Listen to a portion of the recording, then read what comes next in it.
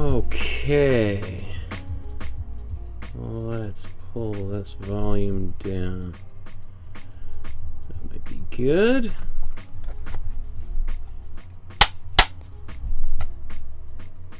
Right? Is that... Are we good?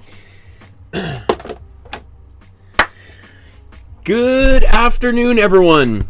My name's Michael Markowsky. Today we're going to be looking at the incredible artwork that you've made over the past few months.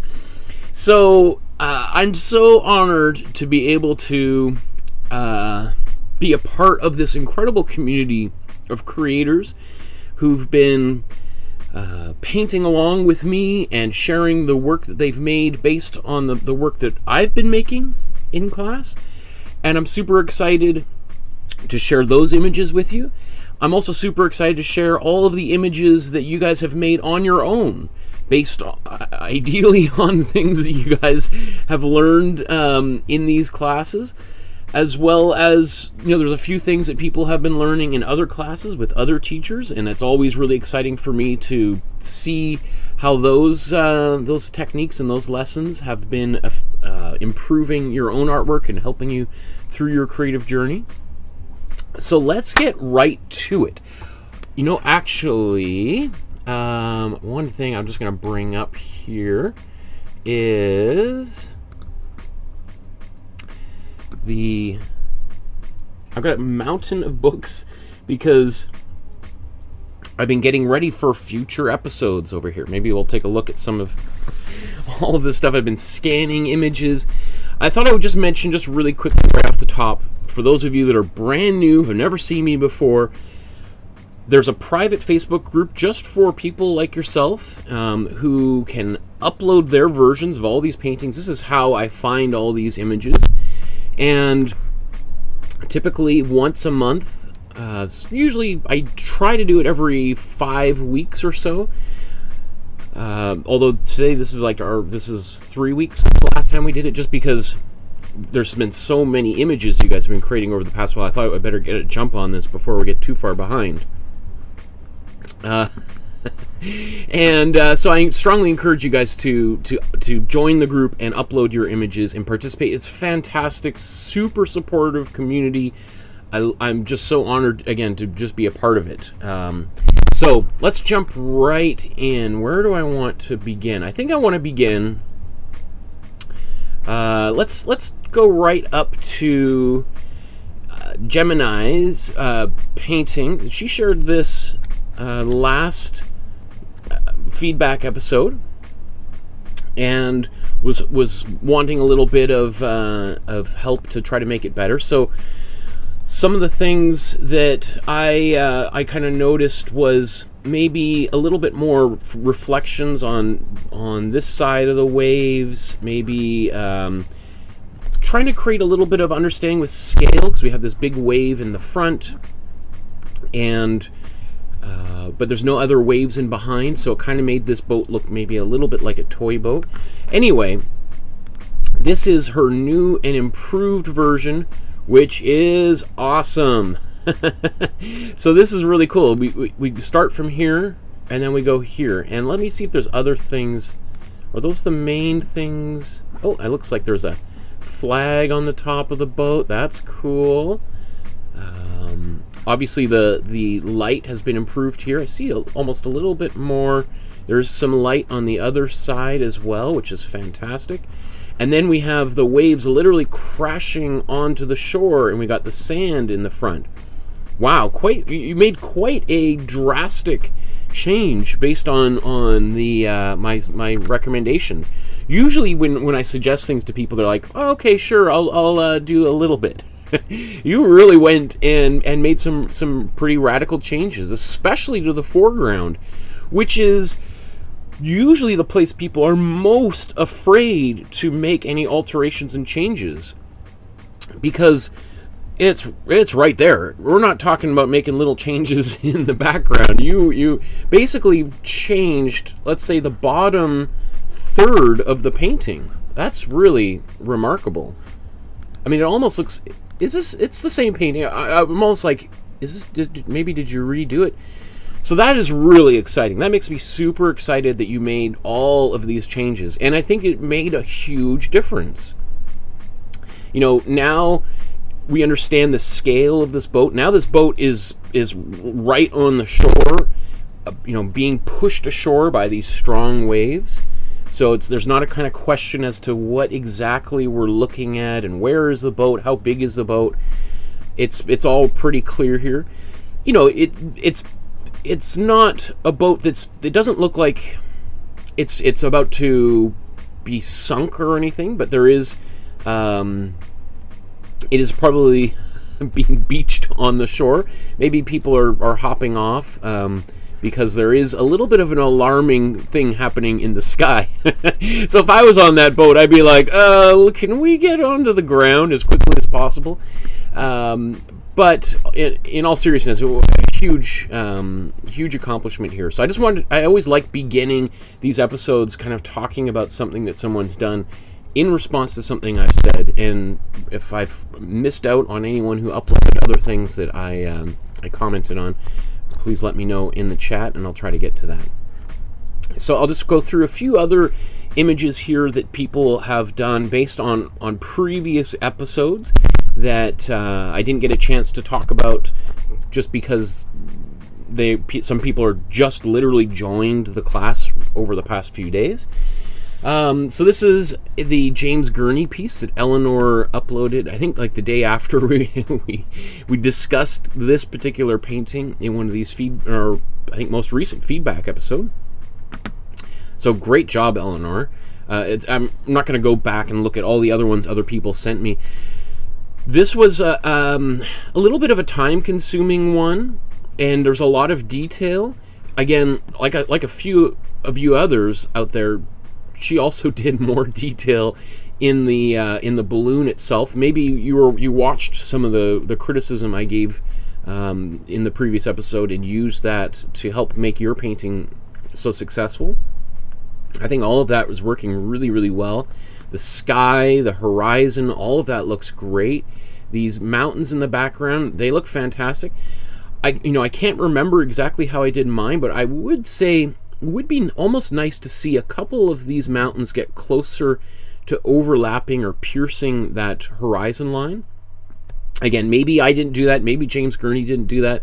There is a little suggestion of it, but I always think it doesn't hurt to layer objects in front of one another in order to help us understand how far away something is or how close something is, right? And James Gurney obviously used that to great effect in this particular painting. Oops. Let me see other things. I can't remember the original exactly what was happening here. That I'm not sure. It almost looks like this is a lake or something here. I think I painted this in all white and just made it more clouds. So that might be kind of undermining the height of this hilltop or mountaintop fortress. But it is kind of cool. I like it. There's almost looks like drips going on there. That's cool. Another thing too is you did a great job with the gemstone that is in the top of the tower here. A lot of fine details. It almost makes you think this is a little bit larger sized canvas or board that you painted on. Either way, fantastic. I would say, the building itself, absolutely fantastic. Great detail. I love all of the bricks and everything. You even got these little people down in here.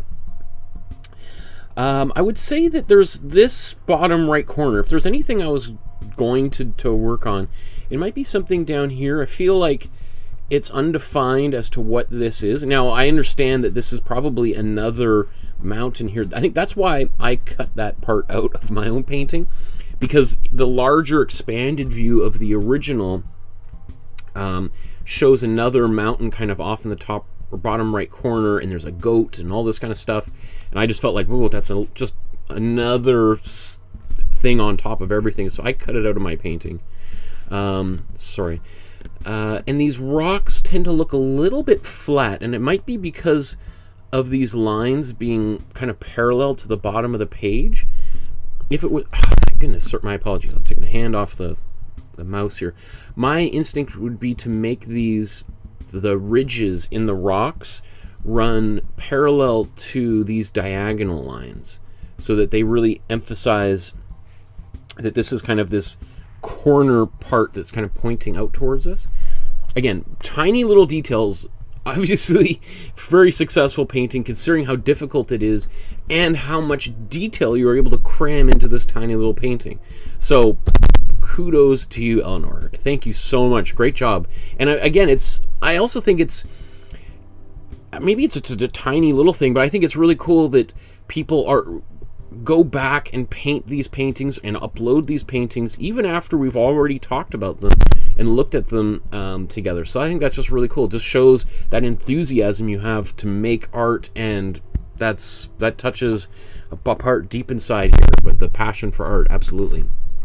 So now that I've previewed your image here 5 times, Joshua, likewise, Joshua, same sort of thing. This is the Mona Lisa, obviously, by Leonardo da Vinci, that we painted. We actually did this in our intro. Oh no, this is our master class. We did this way back in February, right? So again, you've gone back and looking through the archives for other materials to paint. It makes me super excited. I know that you were really interested in doing another version of this using the restored version of this painting, which you can still do. It's essentially the exact same composition with, you know, a little, there we can see some details like in her eyebrows and more details in her clothing, but, you know, it's not like the hands change position or the smile or anything else is really different. There's a lot more color in the painting. So great job. I mean, what am I going to say? I think you did a fantastic job here, Joshua. And you also really kind of captured the color, the brownness of the Mona Lisa as we know her today. And as we talked about a few times, the digital restoration kind of brings it back to the original glory of what we believe that painting to have looked like originally. Cool. And then Joshua, you went back and we did the Renoir, the woman reading. This is fantastic. Great job in the face. Everything looks great here. I think I'm trying to remember the original. I think, you know, what was interesting about this painting is how the book kind of glows onto her face, and I don't quite get so much, like there's almost like that underlighting, which is not really usually that flattering, which is one of the kind of impressive things that Renoir did in this painting, is he sort of deliberately took a very unflattering lighting situation and tried to turn it into a great painting, which obviously it is. The other thing too is this hand. There's a little bit of grayish quality in like the hand and even on the face that is taking some of the life out of her. And so I would just think about adding a little bit more warmth to it. You could even just do it with a very thin glaze of warm yellow. I think would probably help her skin anyway. Otherwise, great job. Let's look down here. Now, there's I think these are all the same. Lisa Marshall. I see a little bit of change in here. What's the difference between these two? Can I spot which one was first and second? I think, you know, from Lisa says, like, from many months ago, I pulled out the original painting that I did, or the first version I did of this, and then did a little bit more work. I wasn't happy yet. I overworked the background, so I'm not sure. So I'm trying to tell, is this, because obviously you've lightened or darkened this area. That's the main thing that I'm noticing, right? Maybe the flowers. So I hesitate to, because I don't know which one is your most recent version. I hate to say like, oh, I like this one really, and then you're like, oh, that was the first version. Oh, that's a bummer.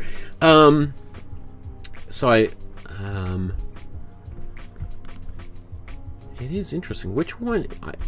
We could say this is number 2 here, and this is number 3. Which one? Yeah, it's this that you're. And I can't really zoom in too far here because of the pixel size. I don't know. I mean, it's hard to know. And then there's this other version. So we have, I don't know. I'm so sorry here, Lisa. I think this is the most recent version. I would say, because it looks like there's a little bit of work done on these leaves. Oops, where'd that go? And also the darkening of the fishbowl here, which gives it a little bit more volume. So I'm going to cross my fingers and say that I think this is the most recent version. Either way, it makes me super excited that you were, you know, knowing what you know now is you've gone back to an earlier painting and attempted to work on it a little bit more, and to bring your new set of knowledge and skills back to some of those older paintings. You know, I think that's certainly a great idea.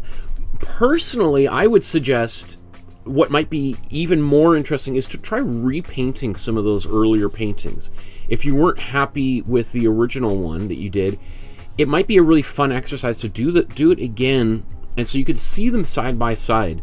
And in that way, you'll be able to really see quite clearly, I usually, that how much you have improved, and how ideally how much faster and easier the second time around was. Even if you just did that second painting a couple of hours after the first one, because you've sort of learned a little bit about how to mix all those colors, and you're applying all of that knowledge to the new version. So, but great. I just, that all of those things speak to artists who are, you know, want to learn, want to get better, and are trying and doing everything possible to take steps forward. And awesome. Again, that speaks right to my heart as an artist. We're going to move on here. I got so much work here, so my apologies. That I would love to be able to spend 20 minutes on each painting, but I'm going to keep the train rolling here. This is Maria's version of the A.Y. Jackson Vimy Ridge painting. And, what's really interesting about this is how angular certain things are in here. How it's almost like you've taken the A.Y. Jackson in a bit of a different direction and turned it into a bit more of a cubist kind of imagery here, with all of these kind of very straight lines. And then in opposition to that, we have these very round clouds. So, I think it's really kind of neat to see your interpretation of the painting in this particular way. I would say that, there's different thoughts on this. There's some artists would argue quite adamantly that a painting should have really the same style consistently throughout, so that if you're going to take this angular approach in the foreground and middle ground, is to also do that in the background, so that you have a unified composition. And then there are many examples of other artists that do exactly what you've done, and even more so, that they might have multiple styles and techniques, I wouldn't say clashing, but incorporated into the same image, so that maybe not only do you have these round clouds here and angular marks here, but maybe even in the middle ground you do something else entirely, like maybe maybe it wouldn't work here, but maybe in the foreground you have really thickly painted impasto using gel medium, and you use tape to tape off part of the painting, and you pour paint on top, and you get all these kind of mixing colors, right? There's lots of different ways to approach it. So I always hesitate to tell anybody not to do anything, because that sort of goes counter to the whole creative mindset and process. But so I'm just sort of pointing out that those are the options that are available to you and to anybody else watching, right? Very cool. Even this tree is really interesting. We're going to be talking about Piet Mondrian in December. So in a few months we'll be, and he's very, very famous abstract painter. but there's a really there's a very important series of artworks he did, which we'll talk about during that episode, where he abstracted a tree, and he began with this sort of relatively realistic tree, and over the course of a few years it becomes just angular straight lines. So it is kind of interesting that that's happening in your painting.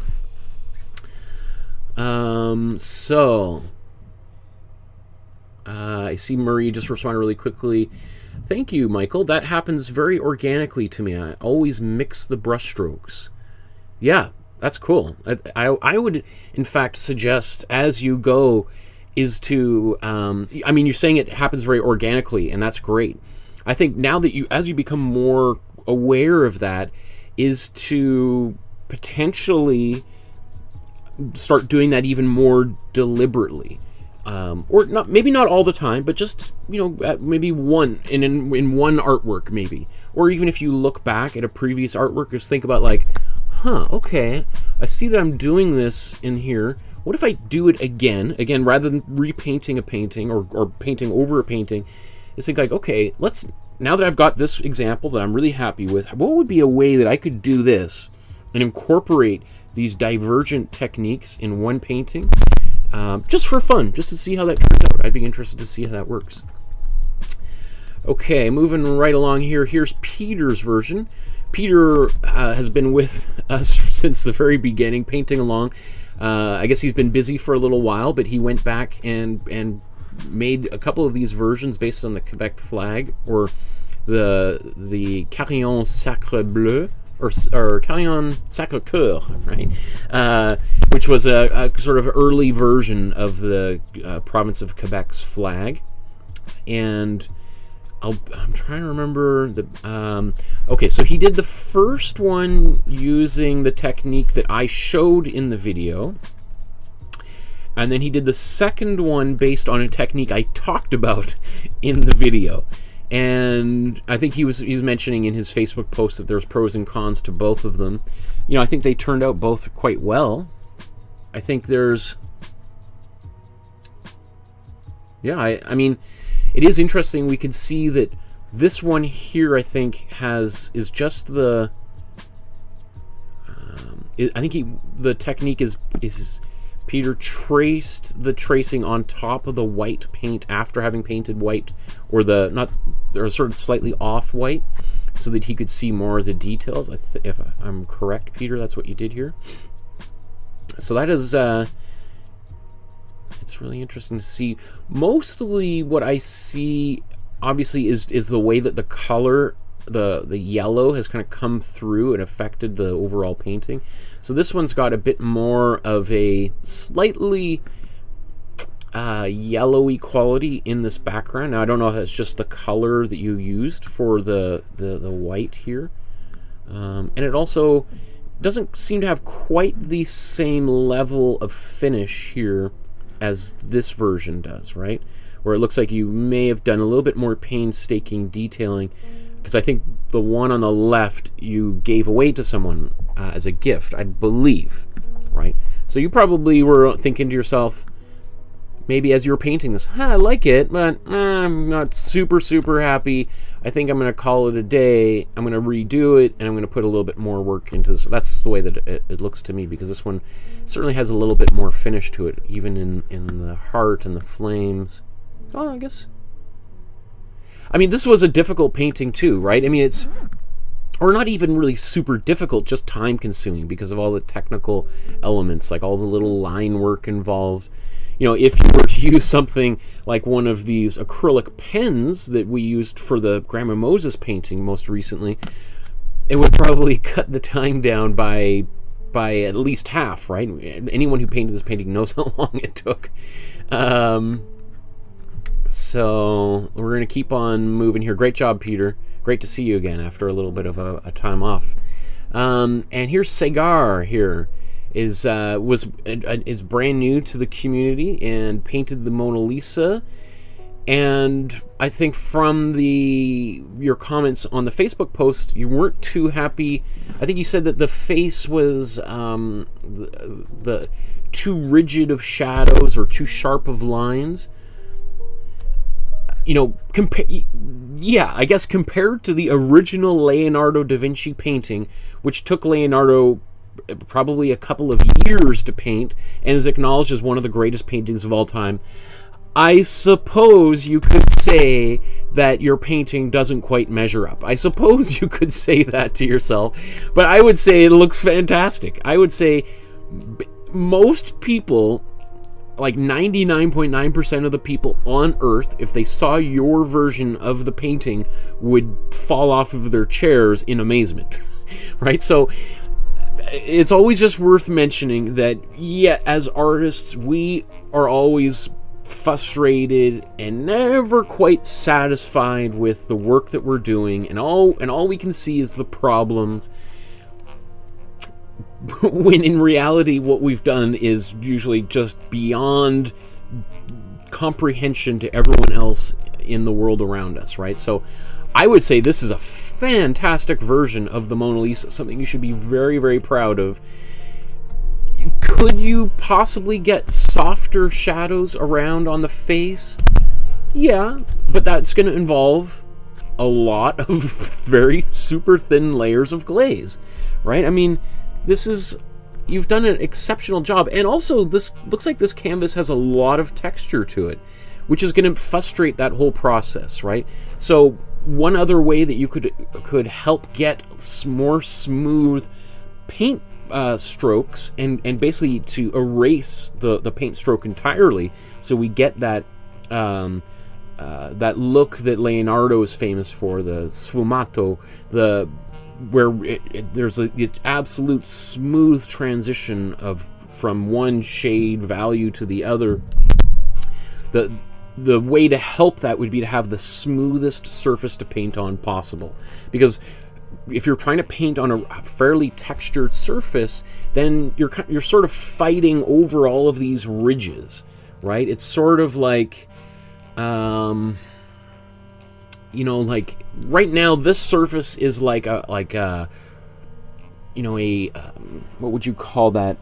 Like a gravel road, right? It's sort of like trying to paint you know, the lines on the street on a gravel road.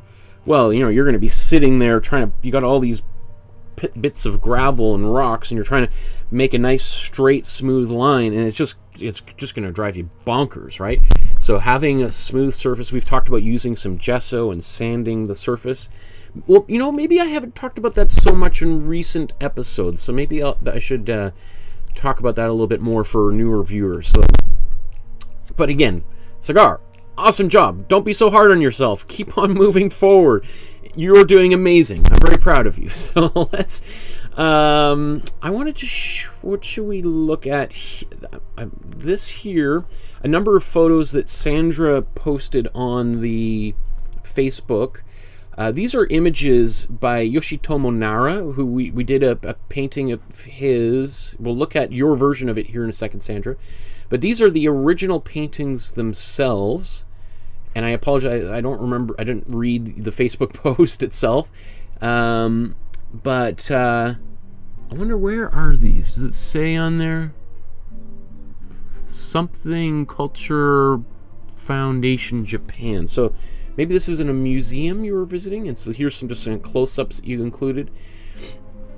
I mean, each one of these paintings probably were purchased for at least $1 million. Who knows how much ultimately, but expensive artworks. And it looked great. It's nice to see a bunch of different works, more recent works potentially. Now, you included a whole bunch of behind-the-scenes versions here. Let me just... here's another one. So here's your...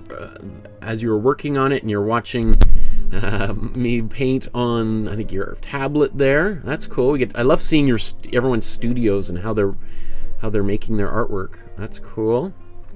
So there's your initial wash. Let me see, what's the next one? I think this is the next version. I think there's Keep On Going. I think I'm a little bit out of order, so here. And then I think that's the painting all done. So exciting. You know, it's so funny. When I was looking at these and putting this together this morning, I was thinking to myself, man, it would be so awesome if I had documentation like this of the version I did. And then I'm like, oh yeah, there's a whole video of it on YouTube here, obviously. Like, okay. And let's take another look here. This is some drawings that Shelley did for her niece who lost their dog recently. And I think Shelley was taking the drawing class that that I taught. It's here on YouTube for anyone to watch. It's all free. We're welcome to I mean, maybe not just yet, but wait a couple of hours after we're done, and and if there's something, if you're looking for more paintings to do and you've exhausted all the paintings, try doing the drawing course. I think that'd be certainly well worth your time. So here's some photographs of your niece's dog, and this is your versions of. These are gorgeous. Oh my goodness! Like,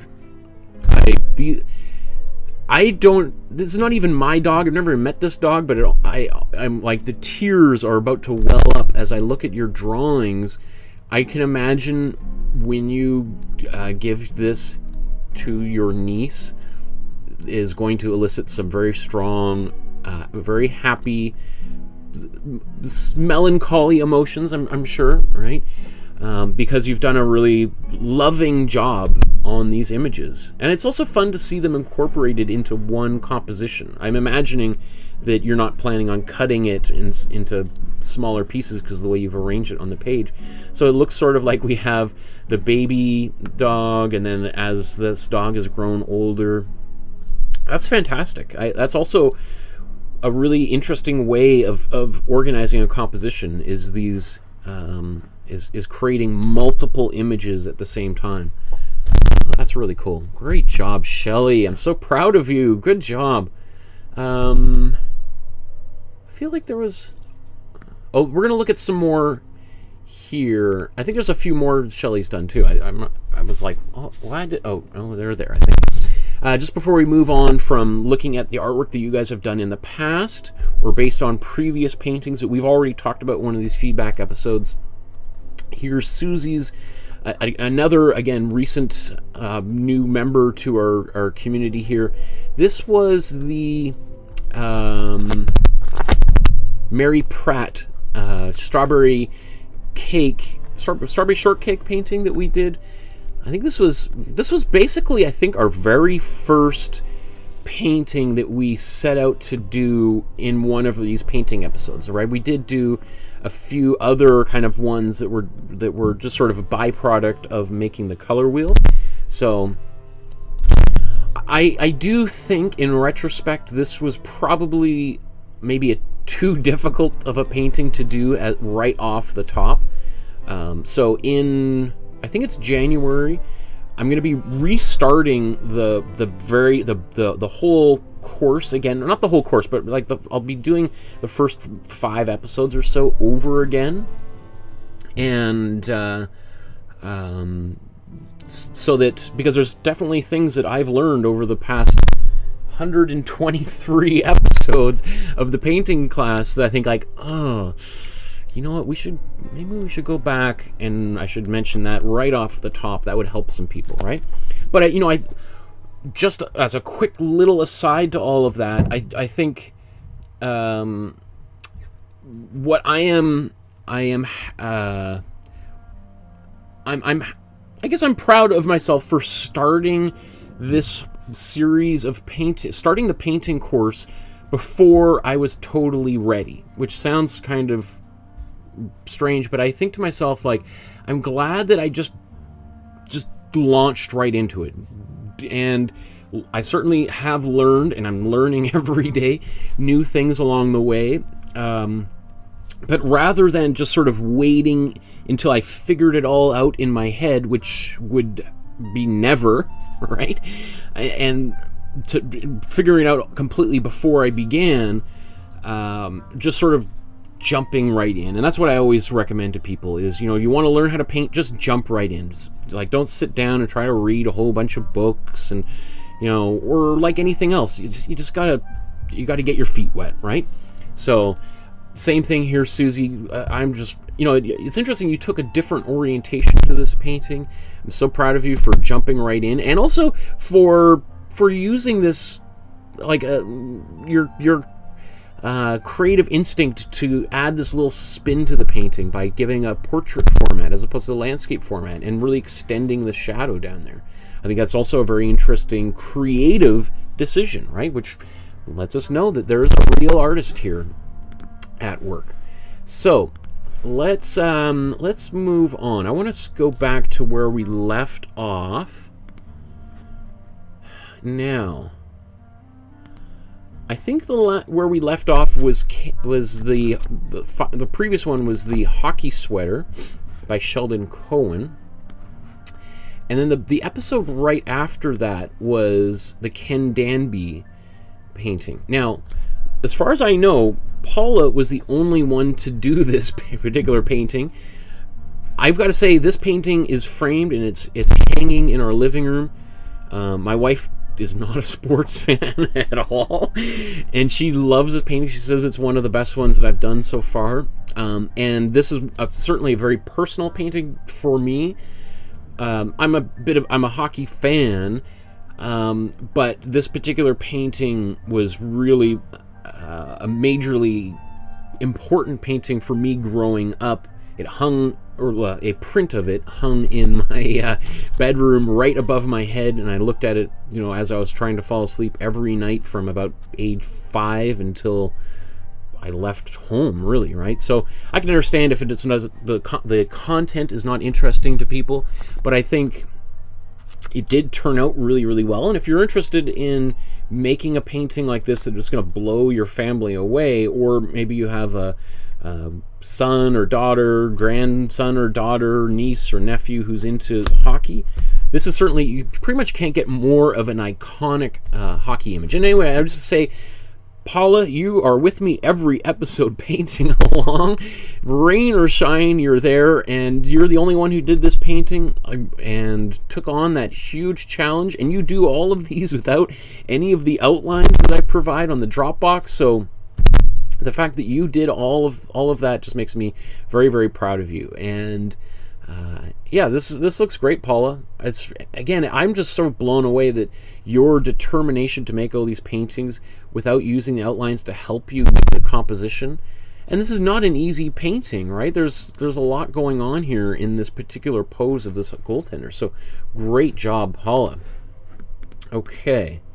Likewise, I don't know if anyone else did our American Independence Day painting besides Paula, right? This is our Jasper Johns flag that we did, and I actually, the finished version I did of this painting is essentially not all white, but it's mostly a monochrome white. But this is a stage in that painting that, because maybe if you've watched the episode or you've seen it, you may notice.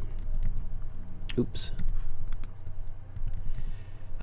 You can see that we collaged some paper on here, and then we painted over the paper with all of this color, and then the final stage was to glaze and put some off-white on top of it. So again, it makes me so proud, Paula, that you did all of this here, and it looks great too, because, you know, I'm not exactly sure, but there's probably, like, we basically used the Jasper Johns technique for this, and even though I don't know if there's a version that looks quite like this, I love that you used his techniques to get it to this stage, and then I'm sure you were, looking at it and said, hey, it looks great like this. That's awesome. I think I'm just going to keep it like that. So all of those things make me super, super happy that you're painting along and doing all this. I see in the chat, Heidi says, I sketched out the goaltender, or sorry, I sketched out and painted Ken Danby's cat instead. And I remember we talked about that a few months ago. So Heidi did paint a Ken Danby, but not the Ken Danby goaltender, which is, you know, I mentioned in a previous episode, probably some point throughout that Ken Danby's son contacted me about that episode and was really happy to see us featuring him, and said that Ken Danby would have been happy and would have been honored. So that is like, I was like, I saw that, I'm like, oh my goodness, that makes me super. It's pretty hard to pay a compliment bigger than that. So anyway, I'm going to push on forward here. I know there's a bunch of things going on in the chat there. I'm trying my best to do. In fact, let me just, before we move on here to Tom Thomson, let me just do a quick little look here.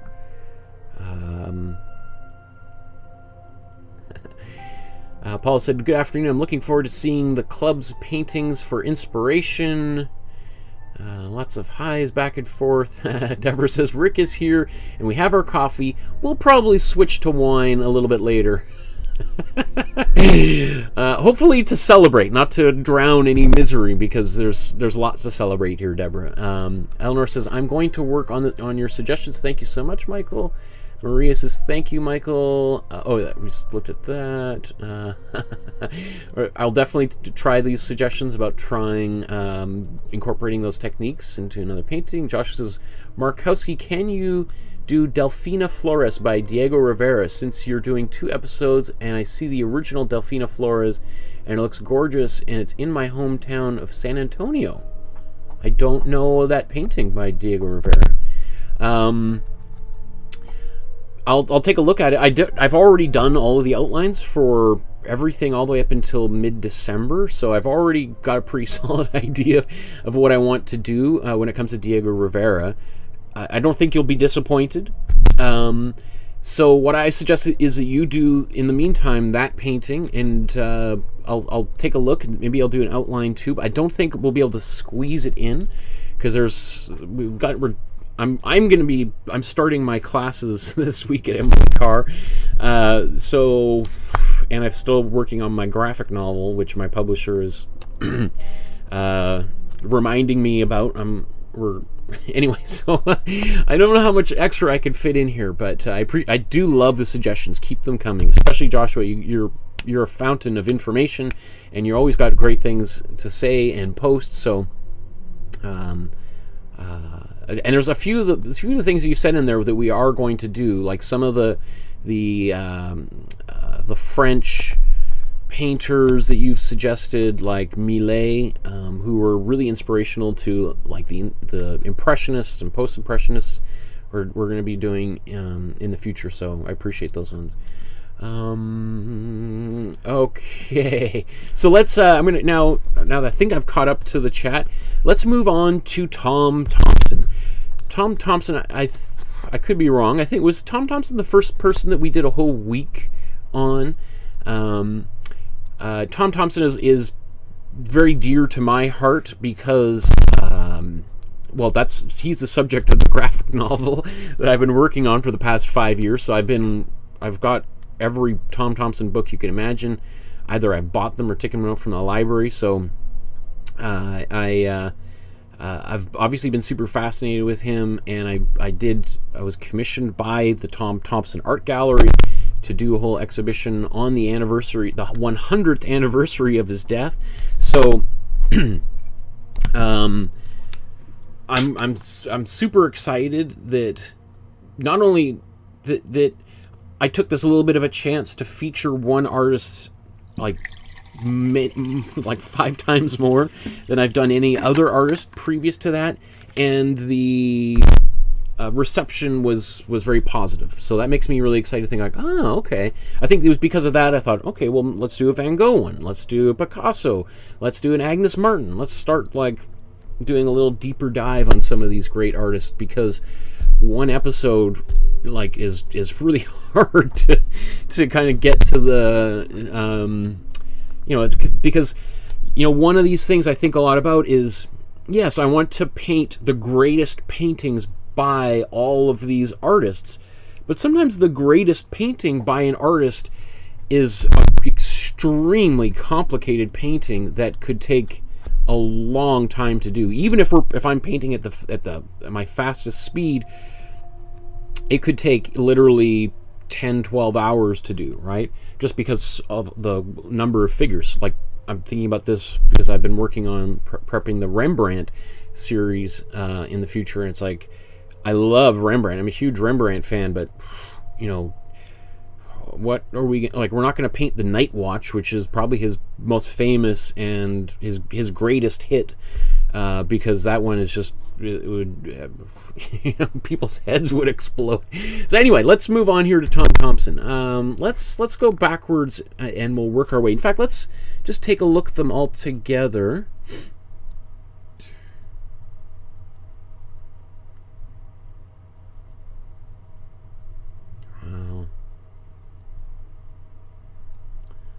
That is cool. It's so, I love seeing when you guys do lots of the same painting, how they all, you know, they're all different, you know, which is one of the coolest things. I could just go back and forth through this again. Let's go one more time.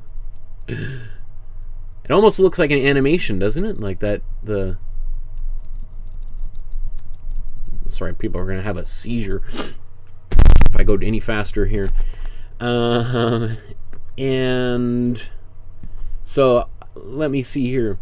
So this is Susan's version of Tom Thomson's, I can't even remember what the original title for this painting was. What is the Northern Lights, right? And, oops, come on, let's go back here. So this painting, if I recall, is towards the end of Tom Thomson's life, or within the last couple of years at the very most.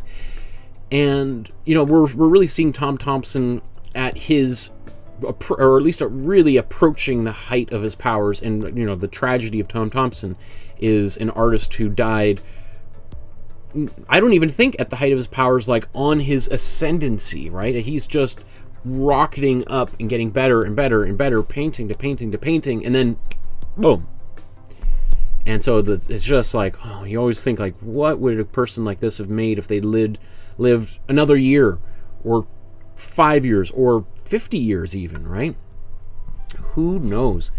So at this point in his career, he's becoming much more confident with his brushstrokes, a lot more of this almost, I guess, impressionist, the speed at which he's painting. And so I tried to replicate that in this painting to try to move relatively quickly. So what could I say about these? You know, I think this one turned out really great, Susan. I mean, I really like the color that you got here with the main light coming over top of this dark horizon. I think that looks fantastic. I even think it could be a little bit higher, but I do admire there's a lot of confidence in the way the paint is applied.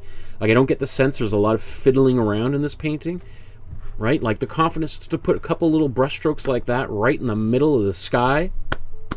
Good job, right?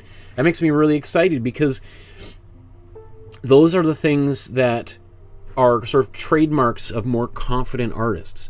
Like, more timid artists are like, oh, and I'm that way too. Holy smokes, you've seen me in some of these episodes. I'm near the end, I'm thinking like, oh, I don't know. I mean, a famous story, Bob Ross, because I was just watching that Bob Ross documentary on Netflix the other day, is, you know, he would always scare the pants off his producers by, you know, with literally 2 minutes before the episode had to end, he would put a big tree right in the foreground, and the producer's like, oh my goodness, I thought we were about to wrap up. You got 2 minutes and you've just put this big shape right in, and then if he would figure it out and do it, right?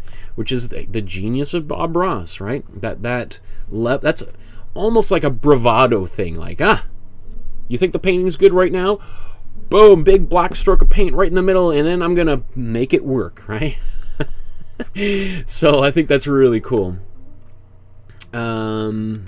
Let's see, next one here. This is Richard's painting. Wow, good job, Richard.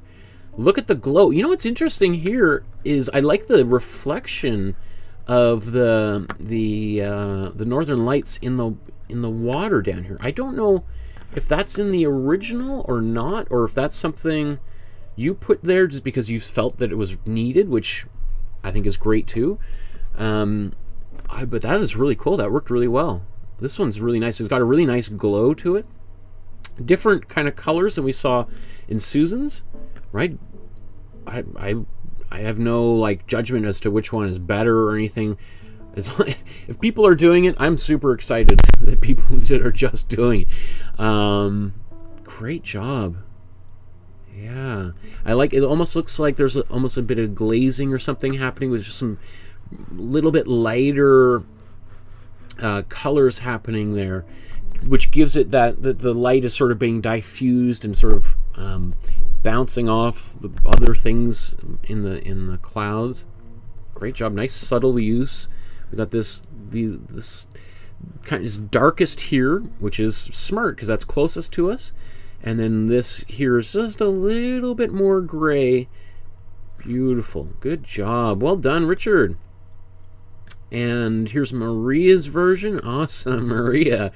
Look at that. It's great. Again, these like bold brushstrokes right up in the sky. Like there's a lot. This feels, you've got the energy of his painting, right? That you're just moving along at a nice fast clip. These confident brushstrokes down here. Beautiful. Well done. What am I going to say? Great job. Well done, Maria. And here's May. That's awesome. Good job, May. You know, again, very different, right?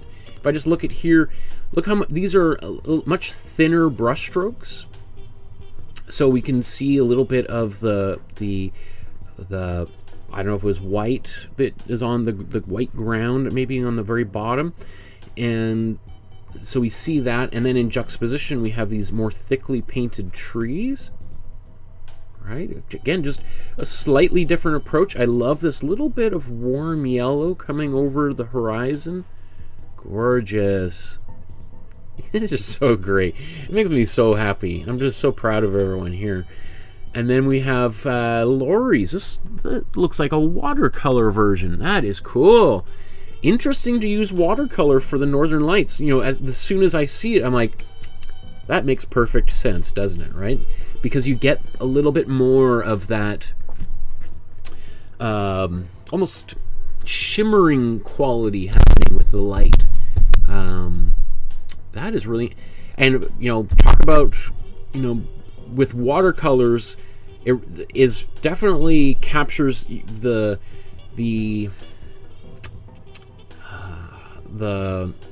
I've always thought of watercolors as the most difficult medium to master, and that you've done that with the Northern Lights is really cool. And also down here, this is some really nice stuff happening down in the bottom of this painting, and even these little white or yellow dots in here. This reminds me a lot of Edvard Munch, you know, the artist who did the Scream, right? If you look at some of his other landscape paintings, I think you might really enjoy looking at Edvard Munch. I'm going to be doing an Edvard Munch painting, I think in February. I've already done the Scream. It's on my YouTube page. It's not even I did that like 5 years ago, and it has, I don't know, like 100,000 views or something. It's and it's edited down to like, I don't know, 8 minutes or something long. So if you want to do that painting, I've already done it. I might do it again potentially, but yeah, I think you would find his landscapes to be really inspiring. Let's move on here. Gemini. Cool. Now this looks like a much smaller canvas. Am I wrong here? This looks like a very tiny little painting, which is also really fun too. It's a challenge to make. I think you've noticed, right? You've probably seen that when you're painting on a canvas that is 8 by 10 or 9 by 12, it's pretty tricky to get all those little details in. Whereas if you even just go to 11 by 17 or 20 by 20 or 30 or something, you know, the larger canvases also have their own challenges, but getting in the details is a lot easier. I like this too. I like this. It almost looks like there's a bit of maybe glazing happening here to give it this bit of like a fog coming up through there. Very interesting approach to this painting. I love it. Good job. These are I'm so inspired.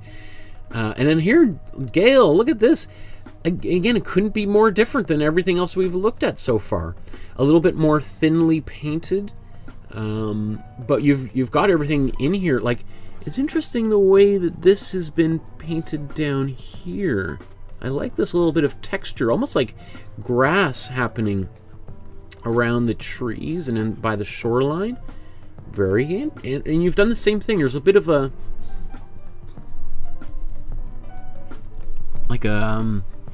halo over top of the horizon, which is a nice effect because often that happens anyway. I don't think that's in the original Tom Thomson, but I love that you included that, right? That you felt that that was what was needed for your painting and you put it in there.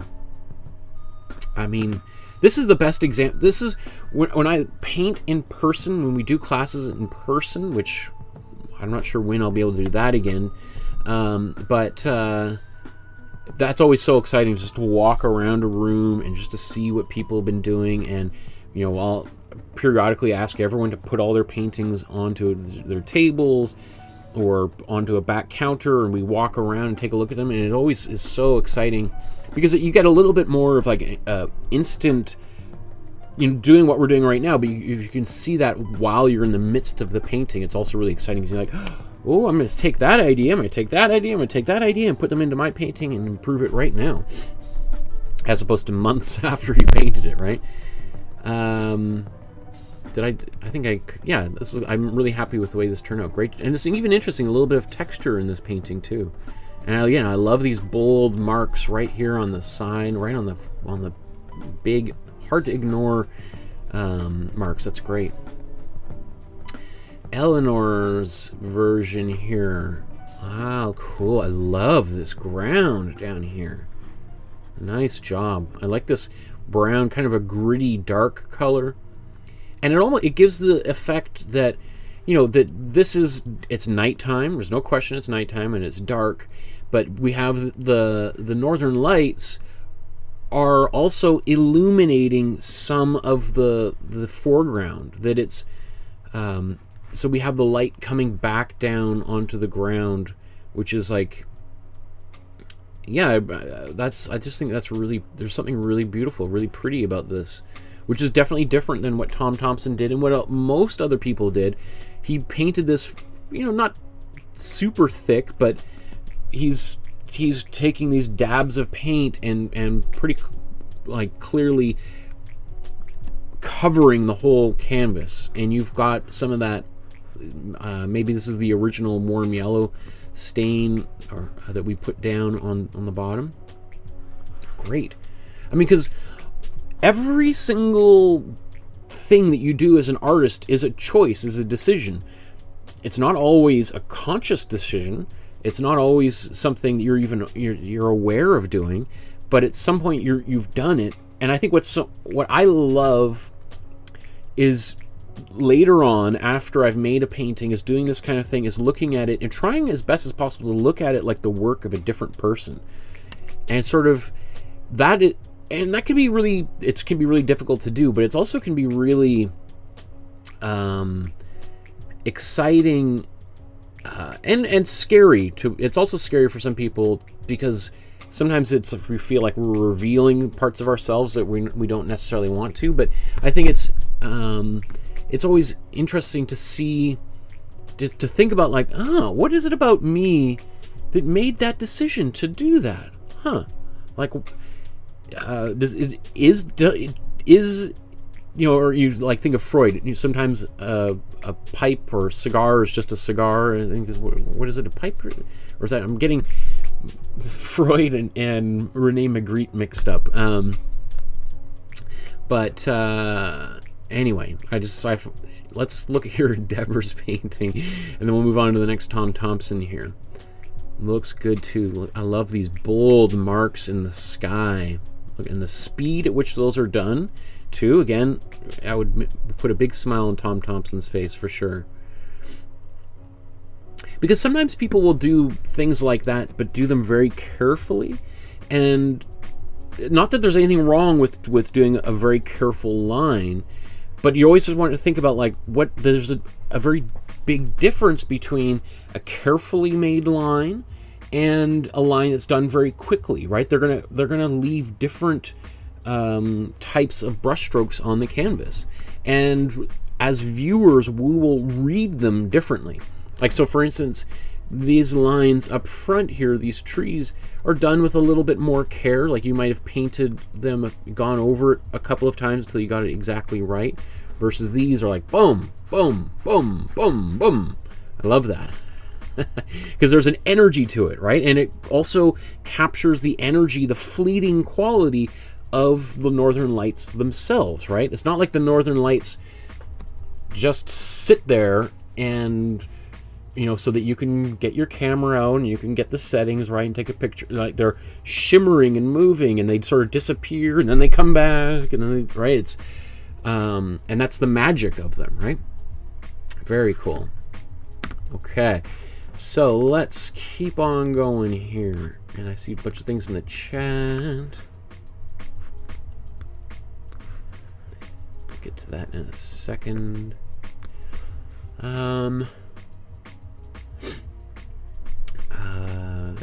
Joshua says, also, did you know that Thoreau painted studies for Sunday afternoon painting? He did around 40 paintings. In small paintings, each one is split story telling another one.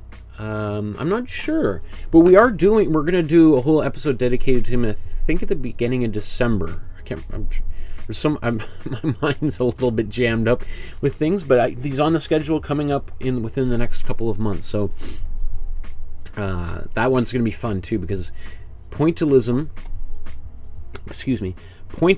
is a technique we haven't really done. The closest thing we did is the Van Gogh self-portrait, which is it has some pointillist elements to it in the background, but so it's gonna be fun to.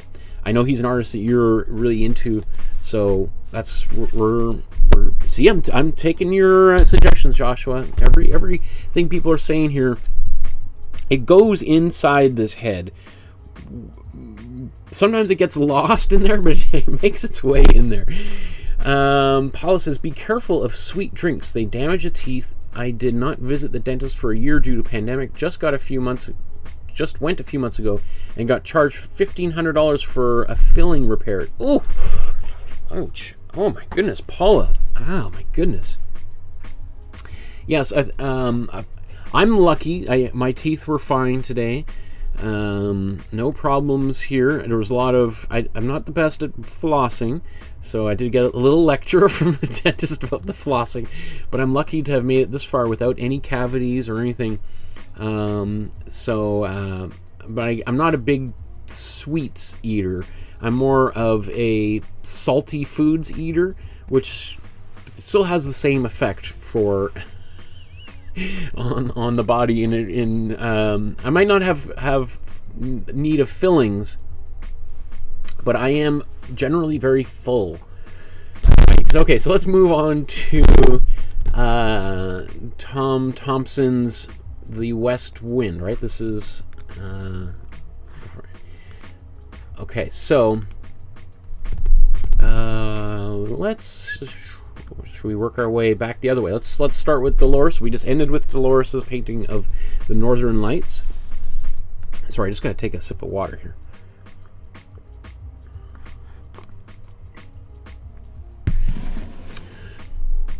All of this talking is drying my voice out a little bit, and I'm eyeing in the background my.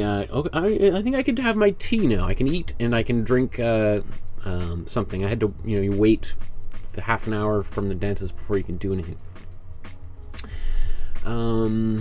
So it'll be interesting here because I did do 2 versions of the West Wind, so I think let's just look at them all again together and see which versions people did, because remember I did the sketch of the West Wind and then we did the finished version of the West Wind. So 2 versions of this painting.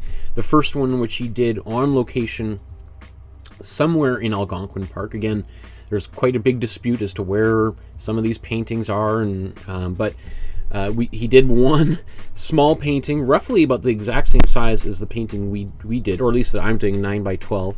And then he did a much larger version back in his studio in Toronto during the winter of 2016, I think, or was it 2015? Anyway, within the last year and a half of his death, he made the much larger version, which is very famous and in the collection of the Art Gallery of Ontario or the National Gallery. And the next painting is one or the other.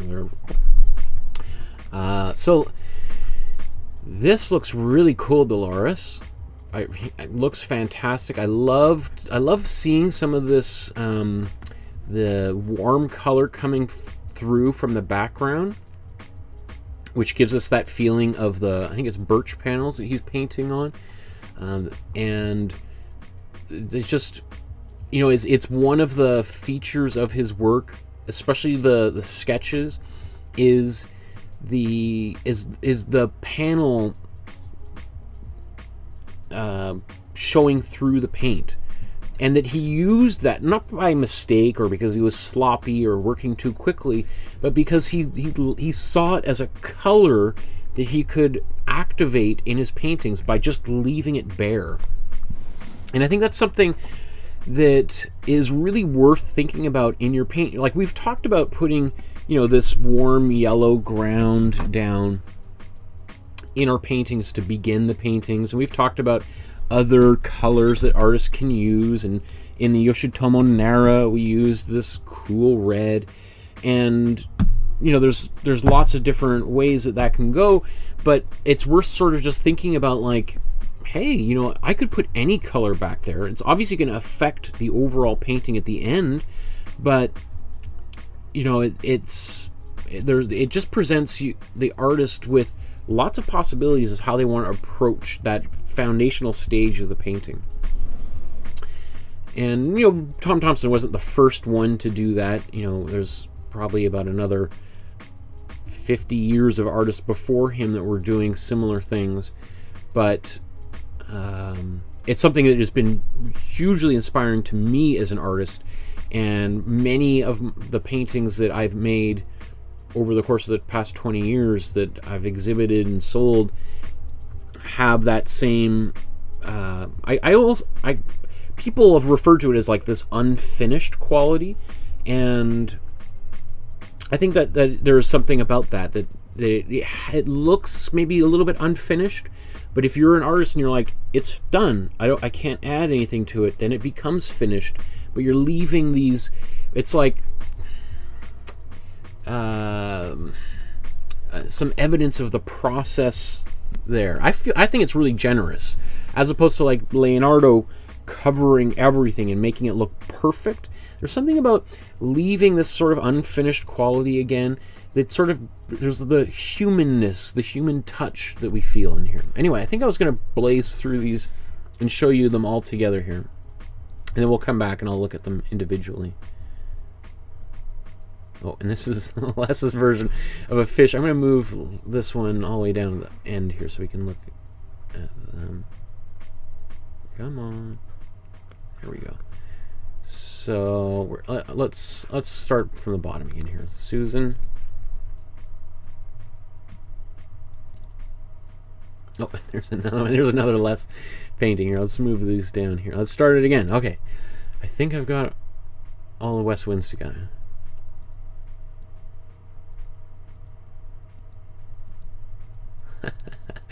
Let's go back through them again.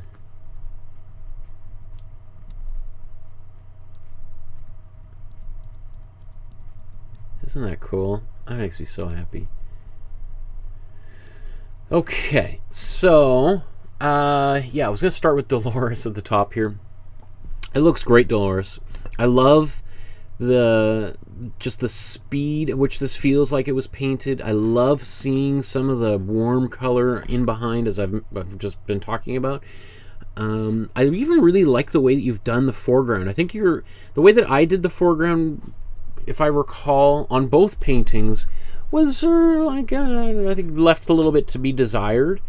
Even Tom Thomson himself, I think, sort of was a little unclear as to how he was going to approach it. But I really like what's happening down here. That's a big part of the painting, and I think, you know, it's as I said, was not. It sort of had this look of a little bit of he wasn't sure how to approach that area, and I really like these. It's a bit of like, how would I describe? There's a juiciness, how do you describe that? It's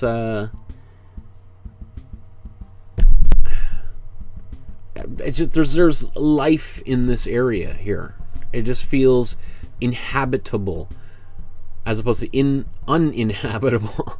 It feels like this is a space that I could walk into and sit down on and have a picnic or something, and this would be it's as opposed to, I think, the way that I did it and the way Tom did it is it just feels like this, almost like an abstraction in there. There doesn't really, it's kind of a little bit like it's this nonsense kind of space. So great job. I really like this. I love the colors, even the waves here, all of that. And I think it's really exciting to paint that in such a quick period of time, and I think it should give you a lot of confidence to be able to do something like this on your own, right? Wow, here's Eleanor's.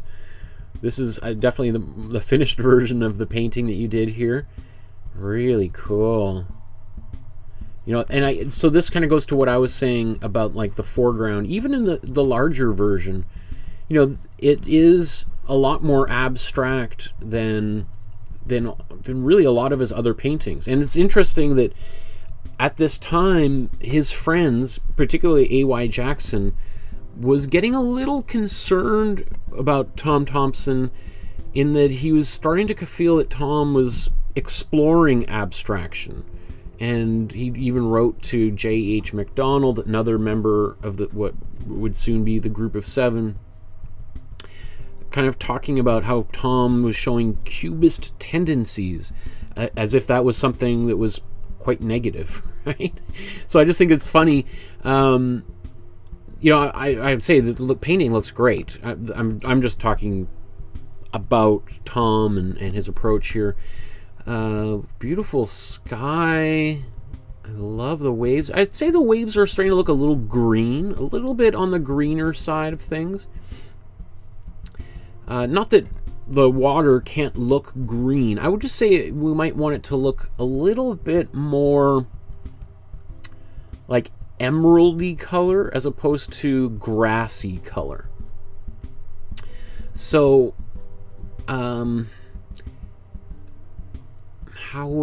what would be my suggestion here? I feel like we've got a lot of warm colors, especially obviously in the foreground. All of that's great, even in the water. I think it might, if we lightened some of this up and put maybe even a little bit, like potentially even a cold yellow wash just over, or glaze, I mean just over some of the background, that might be kind of nice.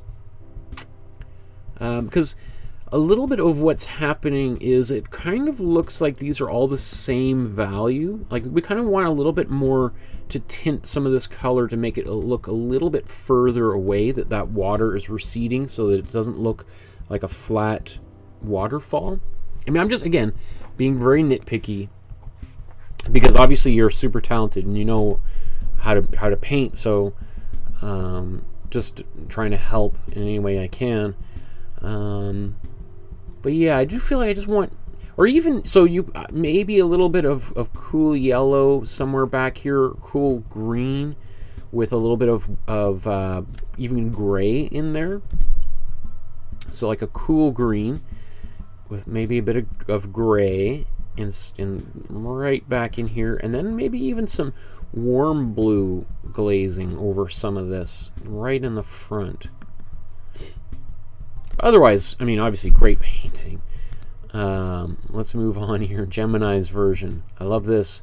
Again, this is based on the sketch, so it's very clearly got that speed of mark making. I love all of these warm blue or warm brown in the foreground.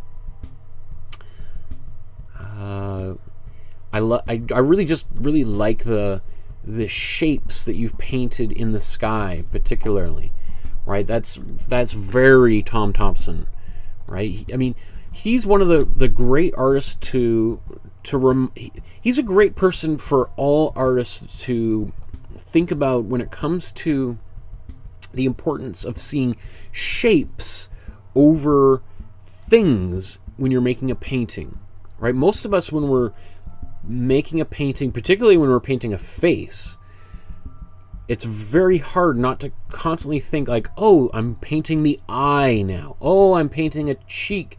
Oh, now I'm going to work on the nose. Thomson is great in that, I mean, he didn't paint there's only about like 2 portraits I think I can think of. And those are like full body paintings that have survived. There could be more of them. But Thomson is, he breaks everything down into shapes. And you'll hear like that's a technique that most painters will talk about when painting anything. It's just to try to look for the shapes and the shadows and the highlights, and hopefully I talk about that kind of stuff. But this worked out really, really well here. You really got that sense of speed and movement in here. Wow. And this is Heidi's version. So this is the sketch, and then here's the finished version. I think she might be... she's the only one that did both paintings. Interesting. Cool. So it's fun to see the difference between these two. And I look at these really cool brushstrokes. This is interesting because it's like you've incorporated a lot of he used this style of painting in the Jack Pine, which we're going to look at in just a few minutes. And so you've got that going. I love these lines. That is really cool. That is... We're going to look at someone at the very end of today's... Now I'm trying to remember who it was who did something similar with their sky. Maybe it's Richard. I'm trying to remember who did, but that is... I really like the way you did that sky. That is something... You should take a mental note of that and think about how you can use that in the future. Very cool. And again, when we look at this foreground, I'm not saying you've done anything wrong. I think you've done a great job of really embracing Thomson's style, but you could see how kind of undefined that space is, right? As opposed to, I think Dolores, sorry, I think maybe of all people so far actually did some work here to help define that space, right? So otherwise really cool. I love this little bit of grass or something growing right there. That's a nice little touch, and because otherwise that area is totally forgettable, right? There's nothing there that even in his painting, I don't think, that would really draw our eye to that bottom left corner. And you've put just that little tiny thing there. Boom! You've sucked us into the painting even further, right? Good job. And wow, that's beautiful. Really, really nice. What am I gonna say here? I think you're doing a little bit what I was just recommending to... Who was I saying? Maybe to Eleanor. Just about that, the horizon back here, the water as it meets the far shore, is just maybe getting a little bit more gray in there, just because that gray will give it a little bit more atmosphere and make it seem it's a little bit further away. I mean, you don't have to do any of this. This is just a tiny little detail, but I think you can see in the way Heidi did hers, it kind of brightens things up a little bit on that far side, and it also just gives a little bit more of a sense of distance and space in the painting. So the other thing too, it's working really well, is these diagonal waves. I'm not sure if everyone else did that, but that also is another way, diagonals as opposed to just stacking things up that way, tends to kind of just read, you know, like a ladder almost, or stairs, right? That it's just like this, we're looking at a flat wall of lines, versus putting things on a diagonal is literally pulling us deeper into the painting or pushing us out towards the foreground, right? Great work. Great job, Heidi. Here's May's version. Cool. Like, again, all of these couldn't be more different. Very interesting the way that you've done a little bit of outlining on this. I love your sky. You know, so here's a great example. We were talking about, maybe it was with Maria, about it was Maria or Lori. I'm sorry, I can't remember. Even though it was just an hour ago. Where are we? About using different styles in the same painting. And so it's really cool to see, the very different style up front. Like, this reminds me, this is a lot like Tom Thomson's more, I guess you could say, what are their names? Oh my goodness, I have that book somewhere here.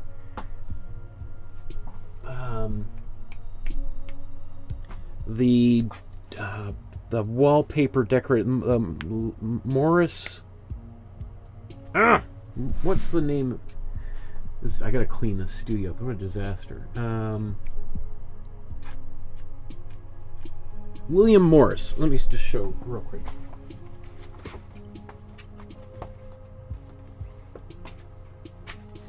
And this is not like his artwork, but he was definitely inspired by William Morris, right? Because William Morris, you've probably seen William Morris stuff without maybe even knowing you've seen William Morris stuff. But William Morris was one of the like incredible designers of the late 1800s, early 1900s. And you'll see like a lot of like arts and crafts homes, particularly in like in Los Angeles in California, where I lived for many years.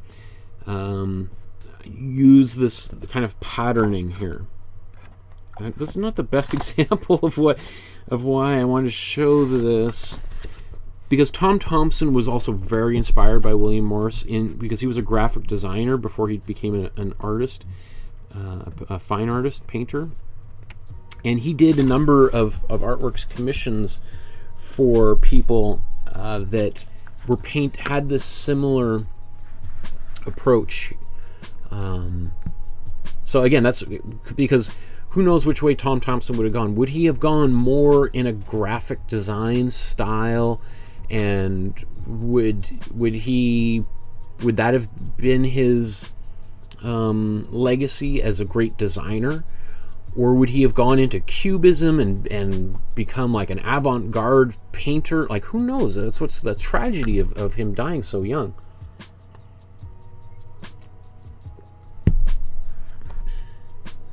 My goodness, lots of comments here. I'll get to that after after this series of paintings here. Again, great job, May. I love the integration of two very different styles in there. Even more so than his. I think he kind of blended them a little bit more, but you've caused a little bit more separation, which I think is really interesting. It works really well. Wow, and speaking of like outlining, look at this. Patricia really going a whole other direction here. Wow. Very different. Right? Very stylized tree. Like, his tree was very stylized. You've taken it to another level, and the sky and behind is also kind of mirroring these shapes up here. Very cool. I like that a lot. Oops, sorry, so I want to look at this for a little bit longer. Yeah, very cool. I'm like, I want to get, there's this reflection on here, and I'm like, oh, and I was like, oh, it's a computer screen. It's not going to get any better if I move my head. What am I going to say? I think it's really, it's very, I mean, just again, like, all of these paintings are just so different, so many different creative approaches to the same challenge, and seeing how you guys rose to the occasion to different things. I mean, I like that there's, I have no problem with the stylization in here. I'm just thinking about like using some color, you know, this warm yellow that you've got on the front. I get it. I see why you put it there. I almost think that maybe you don't need it, or maybe it could be more greenish.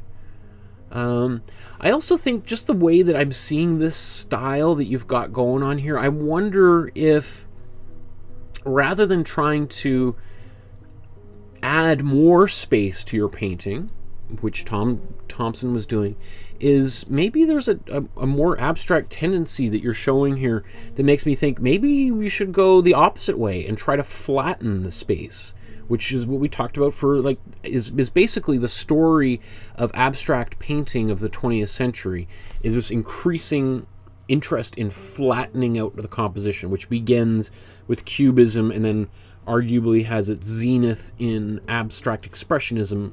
You know, so you have Cubism with Braque and Picasso and Fernand Léger, etc., and Kathleen Munn, the really the only Canadian Cubist who we covered a few weeks ago and who we'll look at in I think maybe it's the next feedback episode. Great work you guys did for that, right? It's all about flattening the space, and then abstract expressionism, you know, painters like Jackson Pollock and Franz Klein and Willem de Kooning and Elaine de Kooning, who I think is, like, she's one of my favorite of all time, and on and on and on, right? And all of that is about creating these super flat paintings which don't have illusionistic space, that it's not like you can just, you know, it's not like a window that you can, or a doorway that you could step out into and walk into that landscape. So it makes me just think maybe you're showing some kind of interest in more of, like, of abstraction, and this idea of using warm and cool colors to create space works really well. But there's plenty of artists that have made their whole careers of deliberately subverting that process, right? And using Edvard Munch, who I talked about, inverting warm and cool colors so that the cool colors are sometimes in the foreground and the warm colors are in the background. So you've got this, like, kind of, as a viewer, like, something is amiss here. And he wanted people, you know, he's the guy, the scream, he wanted people to feel this weird discomfort and confusion when looking at these paintings, right?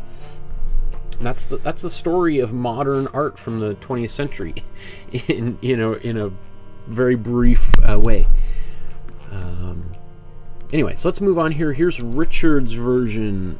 Cool, Richard. Wow, it looks really nice. It's like a print that you've got going on here. It was that you've painted it on paper and then taped it off, I think, or taken a piece of paper, taped the paper, and then painted it, and then peeled the tape off, and you got some pretty darn sharp lines here. Wow, that is cool. I love the way that you did these. This is acrylic. It has a little bit of a watercolor quality in places, I think.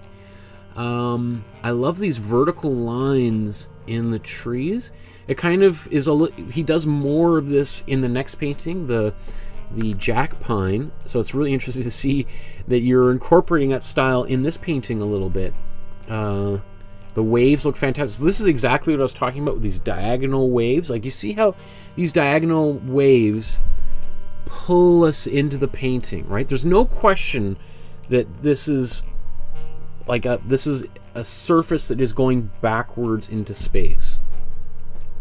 You know, it looks like you did spend some time working on the water, and it really paid off. It probably drove you a bit nuts, but I can see that you put that effort in, and you nailed it. And the clouds too. Again, look how the clouds have this diagonal, right? Or how do I want to go this way, right?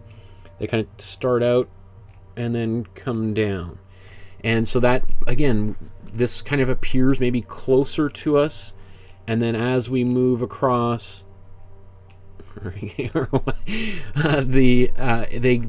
They seem to kind of recede, right? So always, those are techniques that artists use to pull us into the painting and create more space. So it's like the opposite of what Patricia did here.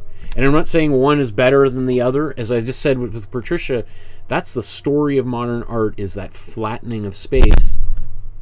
And here we have using kind of this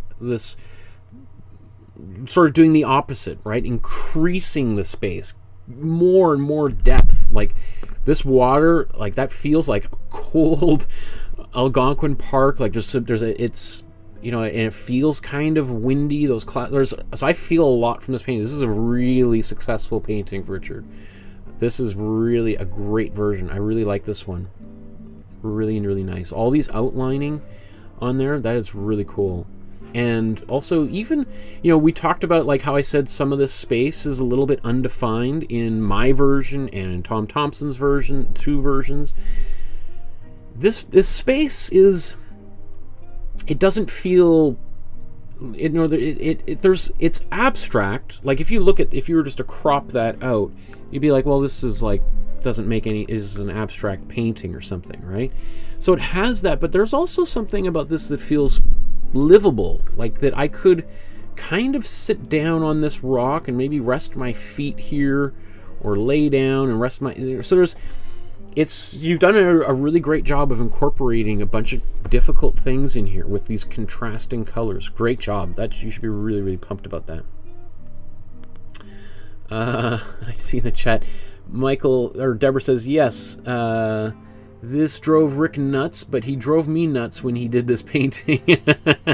Yeah, that's cool. Yeah, you could, I mean, it's also, you know, it's funny too, like an area like this, you know, if you overwork water, which I'm not saying you overworked it, but you can see that there's a lot of layers of paint in here, and but it kind of works with water, because water, you know, at least on a lake or an ocean, is deep. There's a lot going on. It's moving. It's not like a tree, which might be moving a little bit and the light is changing. Like water is about the most dynamic thing on Earth that you could try to paint, and it has frustrated artists for thousands of years, right? There's people who've written PhD theses on it, and I mean, we could do a whole episode just talking about water. We could do a whole 45 episode water series. Maybe that's we'll do water study after master study at some point. And then here's Susan's, right? So here's, I mean, you know, it's so interesting. Again, so here we have this very, you know, the way that you've painted this has those. It's so interesting. Okay, so this is a great example of using. It's very abstract, but you're using these different size brush strokes to help create depth, right? So you've got these nice big brush strokes up in the sky using cold blue to push it further away, and we've got some grays in there. Great, gives us a lot of atmosphere. And then we have the far shore, and then we start with these small little brush strokes, and as we move forward, they get bigger and bigger and warmer and warmer. Beautiful. And then you got up here, we got these brush strokes here. You know, so one thing I would say is, like, the way that you've painted these brush strokes down here is that they are kind of flat and side by side. I love that there's this little bits of highlights on top. I think it works really well. I'm not saying that you would need to do anything or want to do anything on here, but one thing to consider would be, if these brush strokes were, instead of painted like this, if they were kind of trying to describe these shapes a little bit more, so that they're like, just imagine you're trying to crawl up them and go around them, because right now they look very vertical, like almost like tombstone slabs, you know, like thin blocks of concrete or rock, as opposed to round shapes, which is what I mean, who knows?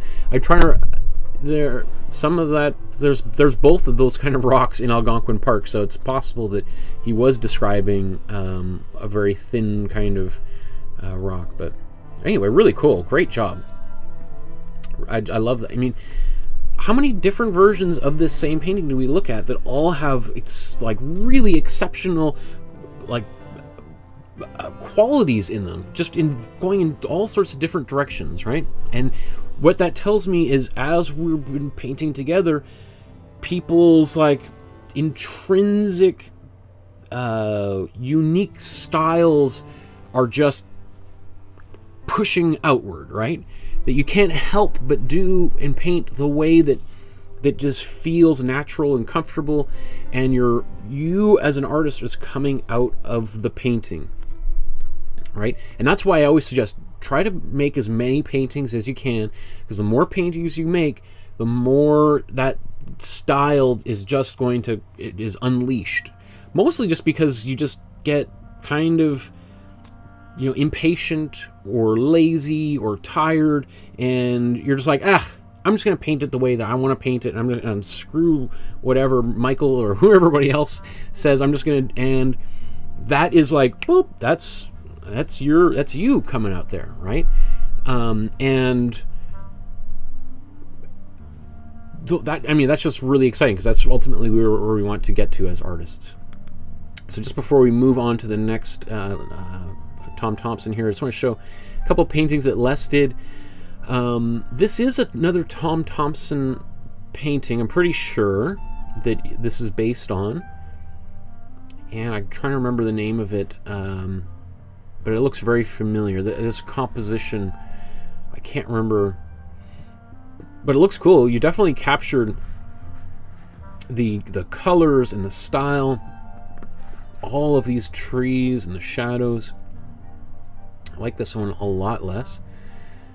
I don't, what would I say? I mean, you've done a great job. Like, look how using this cool blue in the background, it doesn't compete with this much warmer blue in the foreground, right? So it's very clear that that is much further away, and not another lake or ocean or whatever, but some sky, right? Because in this composition, if I were, you know, I think you've done a really good job of doing it. I'm pretty sure this is another Tom Thomson. It's based on another Tom Thomson.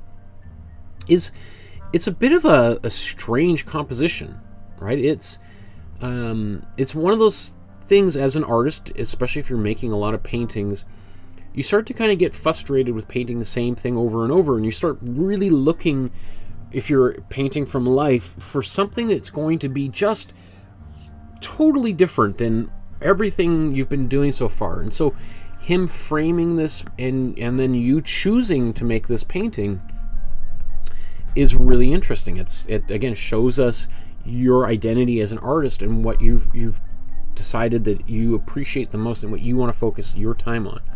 So really cool. That's good. And then I love this fish.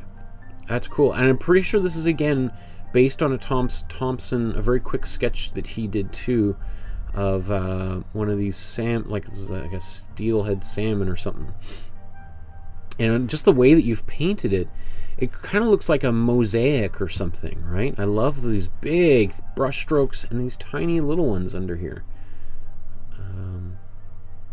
That's really nice. This is a really nice painting of this fish. I imagine, I feel like these colors are a little bit muddy, and I don't know if that's just the lighting. I have a sense that it is. Let me just see what this could look like if we just brighten up these colors here. If I just bring this in here.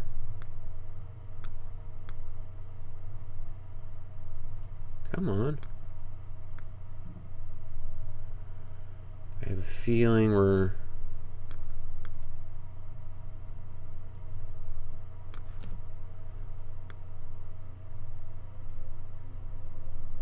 something...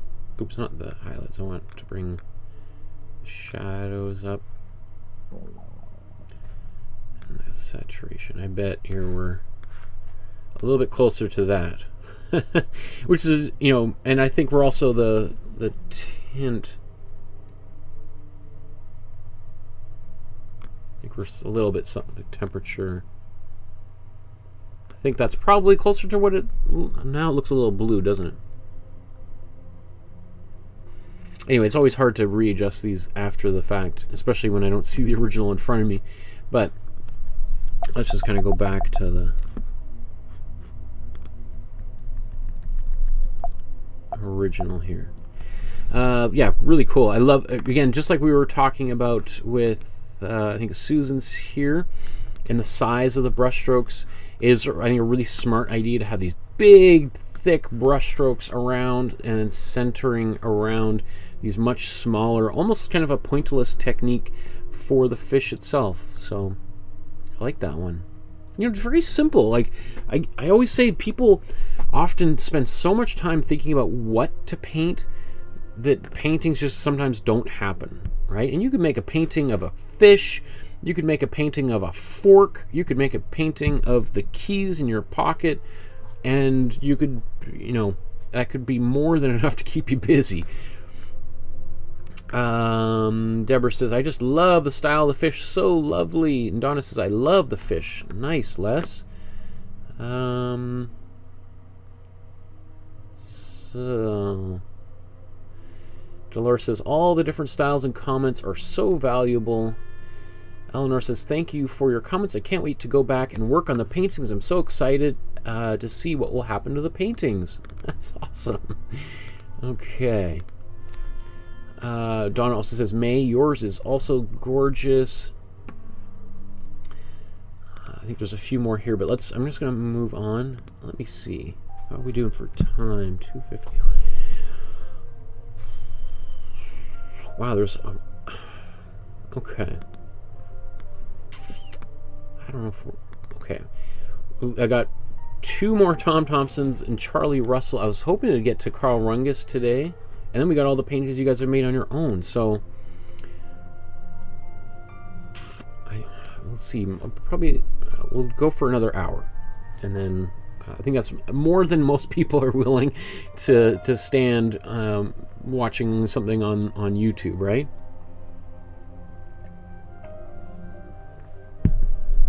Okay, so how about let's start. We'll go the other way. Actually, why don't we look at them all together here? So we'll fire them all the way through.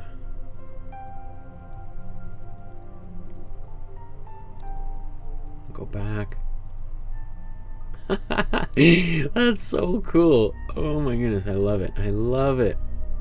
That is so neat. Okay, so how about we'll start here with Susan's painting. And that's cool. I love the way you did the sky, Susan. I love that real quick movement of the brush. You know, this was a fun painting for me to do as well. Like, I remember this was a painting that I did while my daughter was sleeping, and then she woke up, and I had to just be like, okay, I guess we're done. We're gonna wrap up. And which is like, you know, how Tom, it gave us, or gave me that appreciation of how fast Tom would have to work if you're sitting in a canoe in the middle of the lake, and oh, looks like there's some big cloud. Oh, it's starting to get, that clouds are getting closer, but I gotta I can't paint anymore, otherwise I'm gonna tip over in the middle of the lake. I gotta row back or whatever, right? And that sense of urgency when you're making these paintings in the landscape. So that I love this fast movement of brush. Like, I can see your hand moving over here. I love seeing the pinks in there and the green and yellow and blue. Beautiful. Even the way that you did these birds really quickly. Great job. Again, I feel like the color is a little bit off just in the photograph, but I think we get the gist of it. Looks really, really nice. Great job, Susan. And here's Richard. I think there's 2 versions. This is the one without the birds, and then here's the birds. So we'll just talk about the final version here. I agree though, Richard. I think I was almost done this painting. I'm like, okay, we're all, and then, oh yeah, the birds. I forgot about the birds. So we're thinking along the same lines, or we weren't thinking. But it looks cool. Great job. Again, great sky. Also, I mean, it looks like you did put a little bit more yellow and maybe even a glaze or something over here, which is interesting. It gives it a lot more of like this glowing coming from right over the corner between these mountains. And I don't remember exactly how Tom did his or how I did mine, but it is, if that's how Tom did it, it makes me think like that's a pretty smart compositional choice, because it really makes us want to go around that corner, right? We really want to paddle out and go, oh, what is making that? I mean, it's probably the sun, but maybe it's a crashed spaceship or something that's there. Maybe that's why the birds are flying in the opposite direction. But it is nice that there's that nice glow happening there. And I really like, there's a lot of pink in here, which is a color that artists don't usually use that much. Pink, I remember I had an instructor in graduate school who was obsessed with, he wrote a whole book on pink and why artists don't use pink, and then a bunch of my fellow students started making pink paintings to get his approval. It was pretty ridiculous, but I remember him just talking all the time about how pink is like an underused, color. And I won't go into all of his theories about it, but it is, I think he's on generally, I think he's was right. So it is, I think, and pink is a really beautiful color. It's a color that we often see a lot, in the sunsets and evenings. And to see not only the pink up in the sky, but in the water too, and to really include a lot of it I think, was pretty bold. In fact, there's very little blue down here. We have this really nice kind of, it really gives us a sense of how bright and warm, glowing that sky is when the water itself is reflecting so much of that light. Right, and I don't think there's any. It's not like people are thinking like, "Whoa, I guess this lake turned into a river of blood or something," because it's all like, I don't think that comes to mind. We just accept it based on our, seeing millions of images of landscapes that this is water here, right? So it's all those little decisions I think are so fascinating. Here, before I move on here, see, Deborah wrote, let me see, the sun rose there when we camped in that spot. That is why both Rick and I put more golden yellow on the left side of the round lake painting. Interesting. Okay, I remember, that's right, you showed some photographs of your time camping in Algonquin Park, which is highly recommended. I mean, it's not like I'm telling anybody anything that they don't already know. Algonquin Park is like a national treasure, and if you ever have a chance, Algonquin Park is like the Banff National Park of Ontario, right? It's like the gem in the province's crown or something, right? A beautiful spot. It certainly gets busier in the summer and during the weekends and stuff, because it's a 3-hour drive from Toronto. But if you ever get a chance to go up, I mean, a lot of Americans go up there because it's paradise. Okay, so here's Paula's version of the same painting. Again, super interesting, Paula, that you did yours as a portrait format and vertical as opposed to a landscape format, right? Kind of adds something a little bit different. It makes me think a lot more of like Chinese scroll paintings, right? Because that whole tradition is to make these landscapes that are very vertical, which is totally the opposite of the Western tradition. So it's funny that you decided to take Tom Thomson and then through the lens of Chinese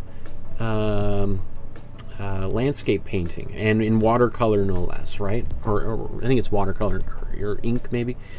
But it's turned out really cool. Again, the layering of these two land masses is really important to help move us into the painting. I would say if you really wanted to go even more in this direction, it would be really.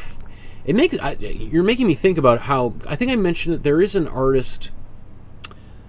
I think he's Chinese artist who made he took like traditional, like famous Chinese landscape paintings and painted them in the style of Van Gogh. I'm gonna make a note to myself because I want to look at that artist more. Chinese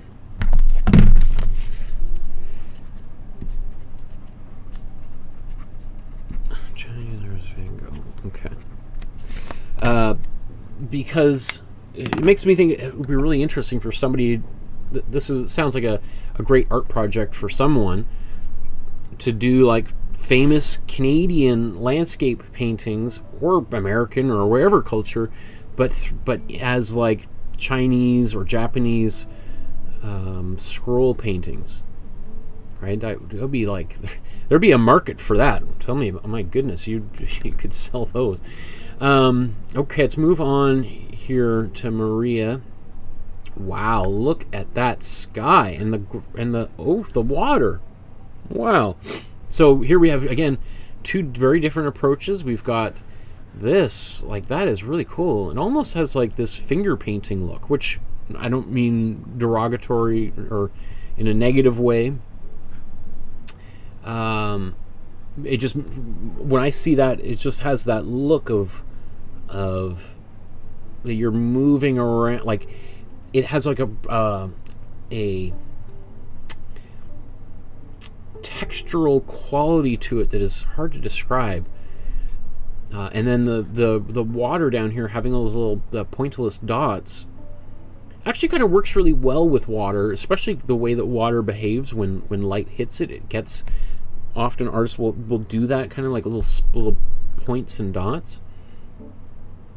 But to do the whole lake like that is really interesting. You know, it's, and Maria, were we not talking about you using? Now you got me super interested here. Now I've got a.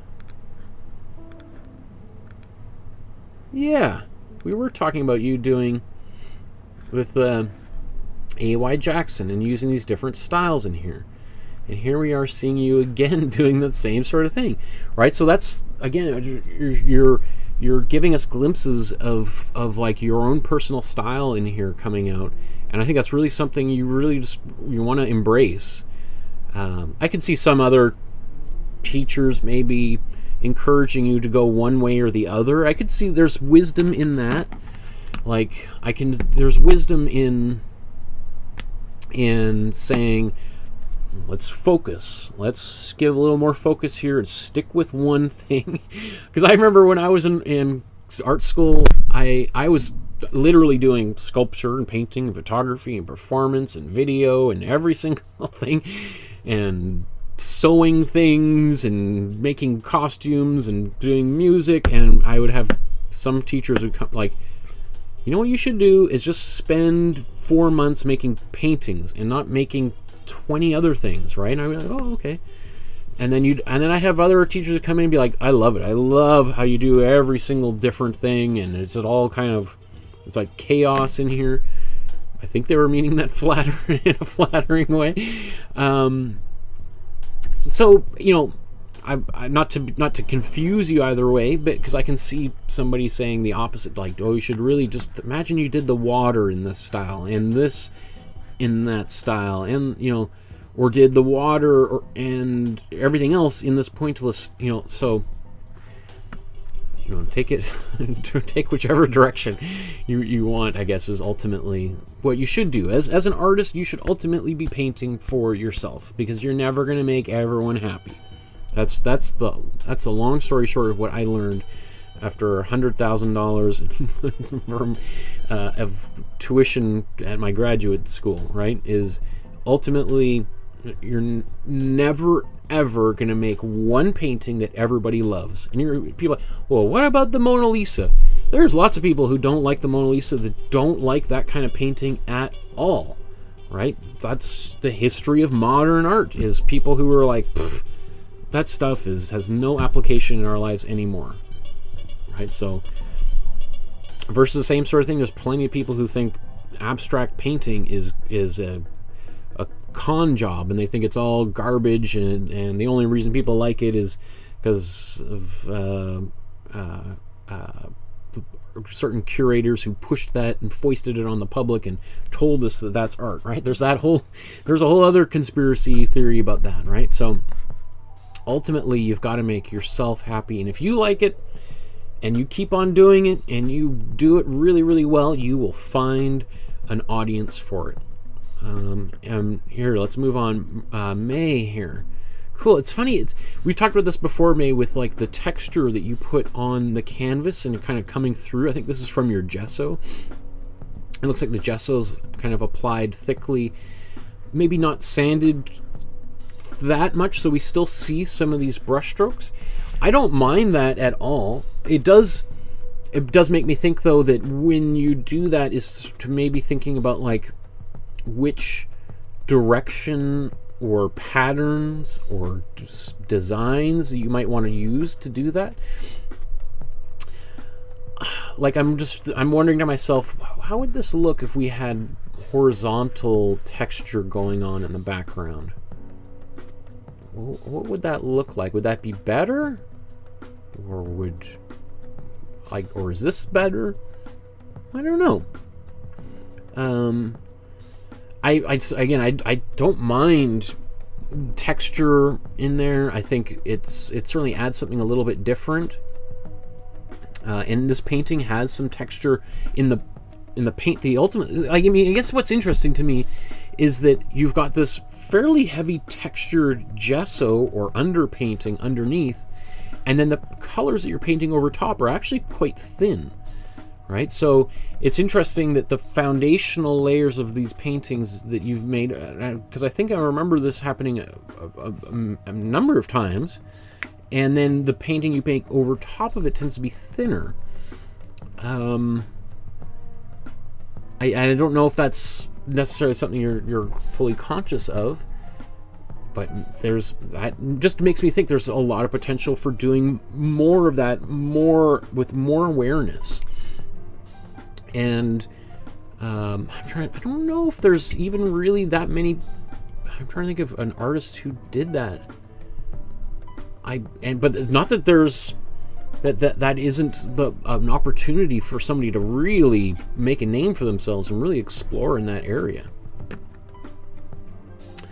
But great colors. I love this warm yellow, or I guess it's kind of a warmer yellow right here, orangey coming right over the horizon. It's a little bit, you've got this really warm color right there, but sunsets are hard because we often have like warm colors in the far background, and it is tricky, right? It's sort of the opposite of what we did with the Carl Rungus painting, where we had the cool, like really icy cold mountain lake, and we had that in the foreground, right? And we talked about how to solve that problem, but it is, this is kind of like it's like the opposite of that situation. Wow. That is wild. So this is a watercolor, I think. Here's Lori's version. I like this a lot, Lori. Obviously, it's very different than anyone else's. It's very different than even the way Tom Thomson did it. But there's something about these, the way that you've done that sky that is amazing. It makes me, I think so. The image I think about is like molten metal or like mercury. It has that shimmery, like there's like a reflecting quality or translucence that is, so it has this, it's a little confusing to the eye, but it makes perfect sense. Like it's just, I just think it's gorgeous. That's really, really nice. Exceptional sky. And I like the water a lot too. I love these reflections. This is really cool.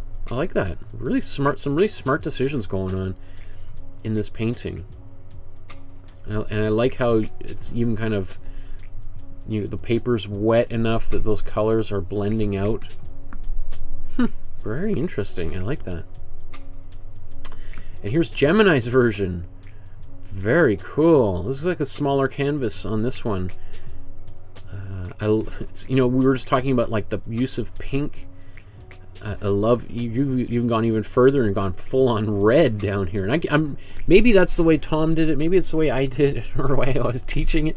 But it works really well.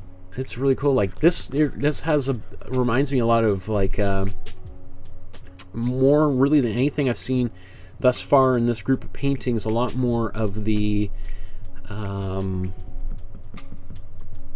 Fauvist painters. So the Fauves, Fauves, were the most famous of all of them was Matisse, Henri Matisse.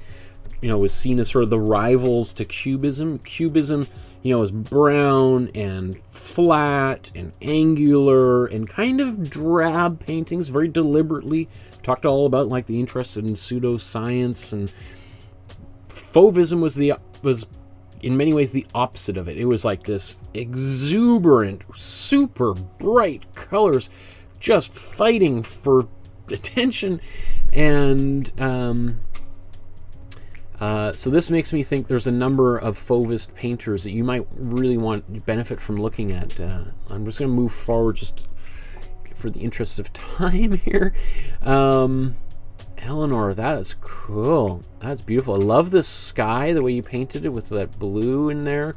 Kind of like, almost like a bingo blotter or something. That's cool. I like that a lot. And again, very bright, warm red ground. I would actually say I almost want to see a bit more of both in both places. Maybe not quite the red in here, but maybe a little bit more pink in the sky. I think could work, because and even a little bit more of this yellow in down here, because obviously if you have this super bright sunset, we would probably have a little bit more orange or reddish colors in there. And if not, we would also, if there's no red in the sky, then we wouldn't necessarily expect to see it in the water below, right? Because the water would be reflecting what's in the sky. So even though I do really like it, I feel like we need a little bit more of the sky and water kind of reflecting one another. But I love the choices of colors, very bold choice of color. And then here's Deborah's version, right? It's interesting. It's got a lot more of like this, what Lori had here with the sky. Beautiful use, like very soft use of colors here. And there's a lot of white in there, so we got these kind of pastels. I would say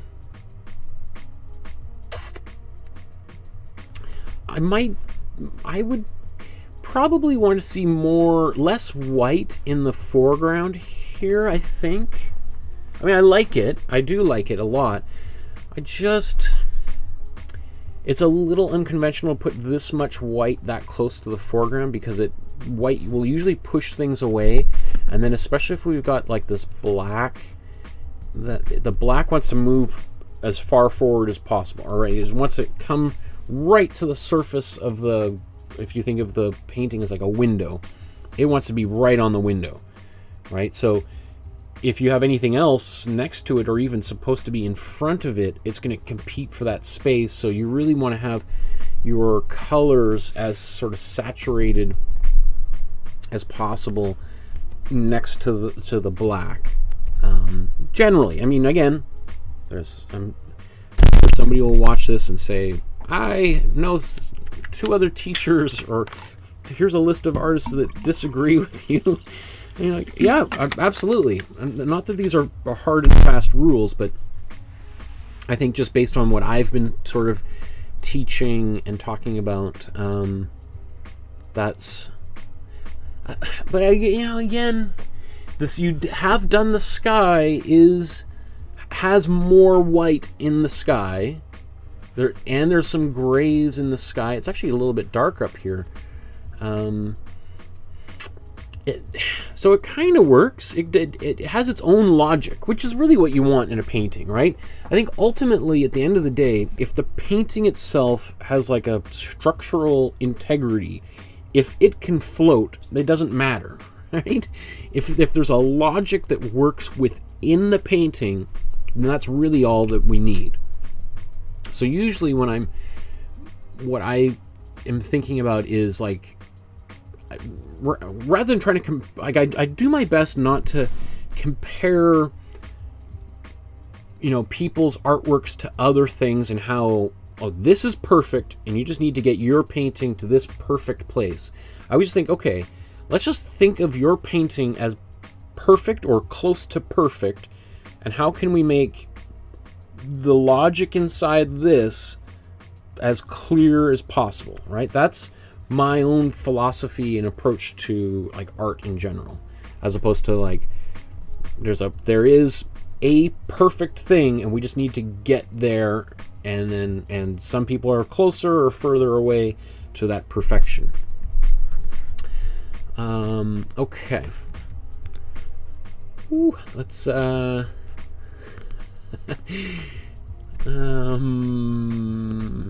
look at the jack pine next.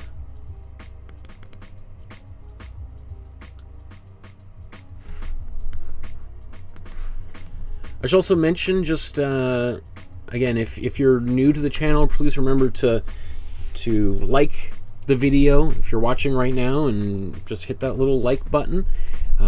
Subscribe, hit the notification bell. What are we doing on? Let me just take it. What's happening on?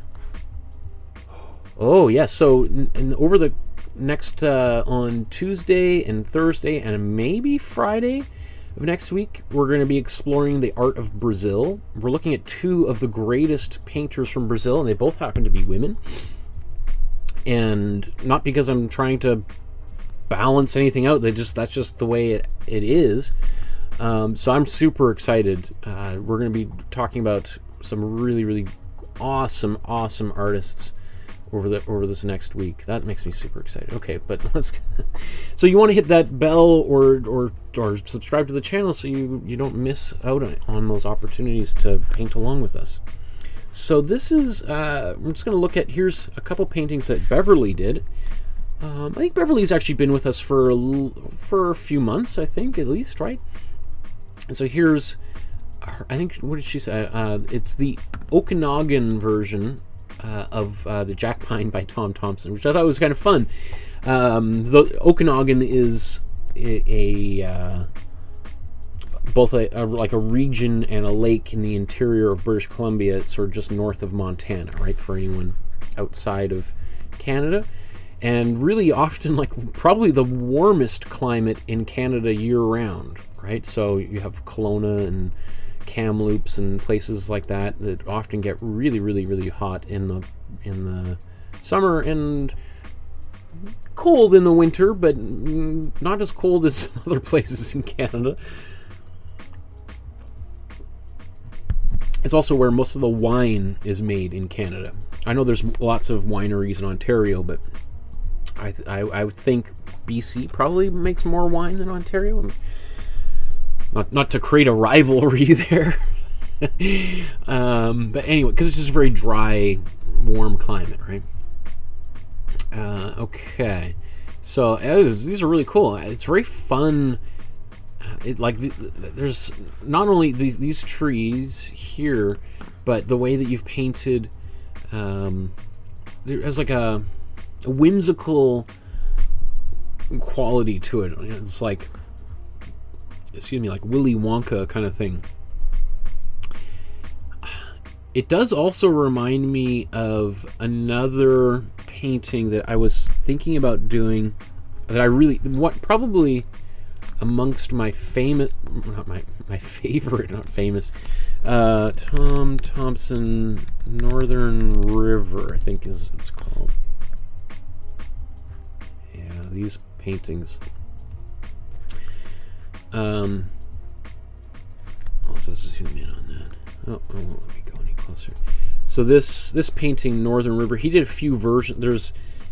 This is the finished He did. I don't know which one's the sketch and which one's the final one. Oh, that's this. This is the sketch, and this is the final version. I think these are just gorgeous paint. I mean, this was really inspired, has inspired a lot of artists. Probably most famously another Canadian Scottish artist called Peter Doig, who's one of the most famous living artists, and probably most Canadians have never heard of him before, but there's probably a lot of people around the world who would cite him as the most famous living Canadian. It's just one of the weird things about like how fine artists you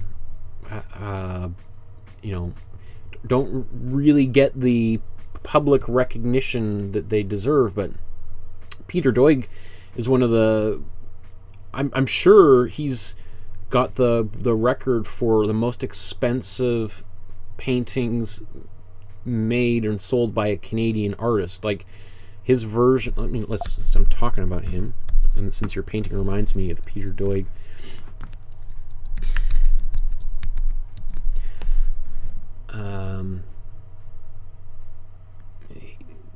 you know, he makes paintings that sell for maybe $10 million right out of his studio. He's on my list of artists that I want to do. I'm a huge Peter Doig fan, but you know, so many other, all of these things here. Like I've got what I'm over the next few months. What I'm planning on looking at art from Russia and Ukraine. I've got a whole bunch of books on the art from Korea, in both South and Northern Korea. I want to talk about in the new year. Art from Ireland. A whole bunch of stuff from South America, from Argentina, Guatemala. So I mean, it sort of like goes on and on. Oh, I just gotta plug this camera in. 1 second.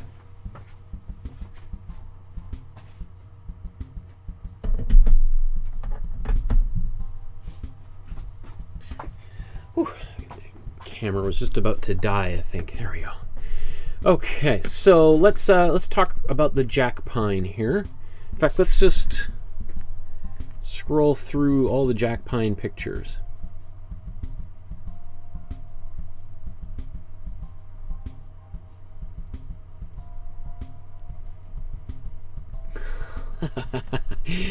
They're so cool. I love how different they are. Again, like, it's so interesting to see what people decide to do with this composition here. Let's go through them again.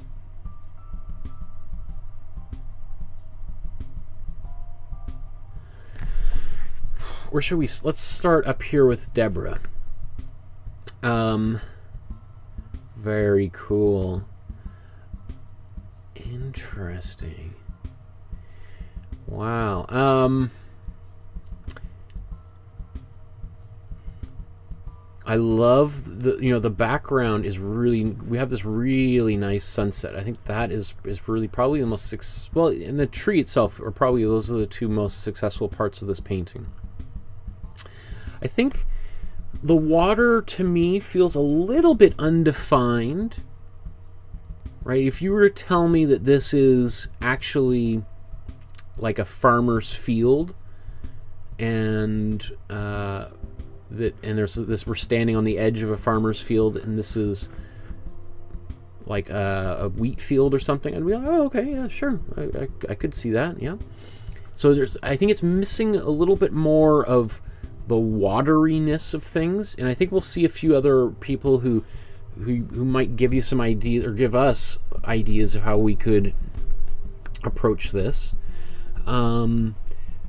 Beyond that, the tree I think is super successful. I love there's like a lyrical quality to the way we have these like serpentine kind of lines coming off of it, right? It's like a jellyfish or something. All the kind of floating through the air and kind of bending and moving with the wind. I think it's really nice. I love all the little kind of dots that you put on, that he put on. I think that worked really well. Yeah, The one thing I'm thinking a little bit, and maybe I did this myself, or maybe and he did it, I can't remember, is the white on the far horizon feels really, oops, sorry, feels, I think is attracting too much attention. I think it feels like it's competing and coming forward a lot. And so I would think about doing things like making a little bit more gray, or putting some cool yellow into those areas, because the bright white is sitting really on top of things. And since we also have a lot of white mixed into the foreground, that's also kind of pushing some of these elements in the foreground a little bit backwards. And so I think we want a little bit more saturated colors in the foreground right up here, if possible. So which is, I'm making it sound like it's really easy, but it's hard to do some of these things. That's why Tom Thomson is seen as this incredible innovator and master, is that he was able to paint in this very expressive manner and create all this depth and manage all these different things. So let's take a look, and I think we can come back and wow, okay, so look at that, beautiful. I love the sky. It's almost a little much, but, and I think in the same way you've got this like very, very bright sky. I love, you've got these cool colors, cool greens. I feel almost like this cool green is almost a little too saturated. I think we could have a bit more white in there. It would be really hard to change. And then the water itself is a little drab. It's obviously got it's very gray. I think I'd want to see a little more warm blue in here. And same thing with the foreground. A lot of white in here. Now, who knows? I may have told people to do all this. Possibly in the video. So if I did, I don't know what I was thinking. But I would try to have more just saturated colors here. And if you're going to, so rather, because I think if you like, what I would do is mix. So if I wanted like a really dark color, I would just mix other colors in there. So the colors are still saturated. They're at their saturated point, but I haven't used white or gray to desaturate them. I'm desaturating them with color, which is very different than changing the value of the painting. I'm modifying the hue, not the value, which is like getting into the technicalities of things, but yeah, that's what I'm thinking there. So I think we'll see. I think when we scroll through, I think there's some super successful versions here that we can all learn from. So here's Gemini, beautiful version. We see a little bit more of more saturated, warm colors in the foreground here.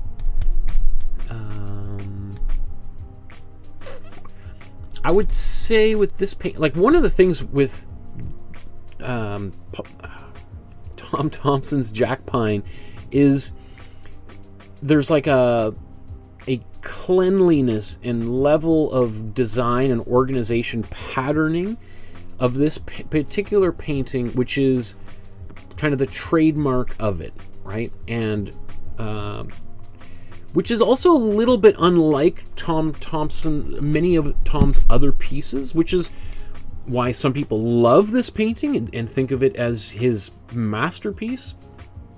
And there's also many people who see the Jack Pine as sort of being a little bit of an outlier, and that it is, him going in a little bit of a direction that might not have been as good as some of his more expressive paintings.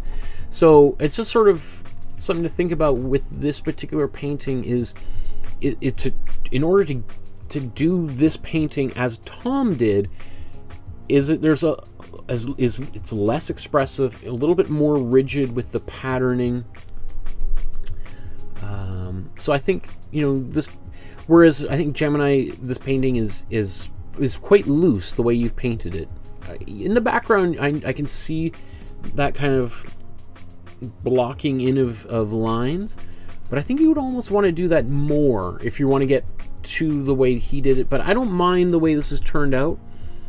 In fact, I would even say, like, the way that you've painted this tree, like, I almost want to see more of that. I always just think, like, whatever decision people make, it's like, take that decision and run with it. Embrace it. Just, if you're going to be kind of expressive, be really expressive, right?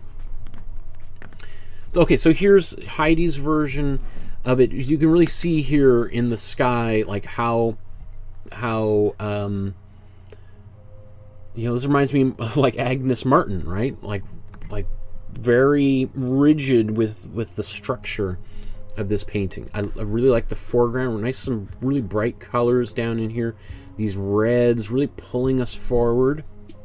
I think this one's working out really well for you. And I think that there's some, just thinking about, like, what I was saying about previous paintings, I think there's maybe some solutions you could find in here. Great job, May. I would say this tree that you've done here is fantastic. I think this might be maybe the most successful of them so far. It's interesting, like, even, and Tom did this a few times, like putting in these little, like, pops of color just in a few places, especially in the foreground. Can really pull the eye back into that space.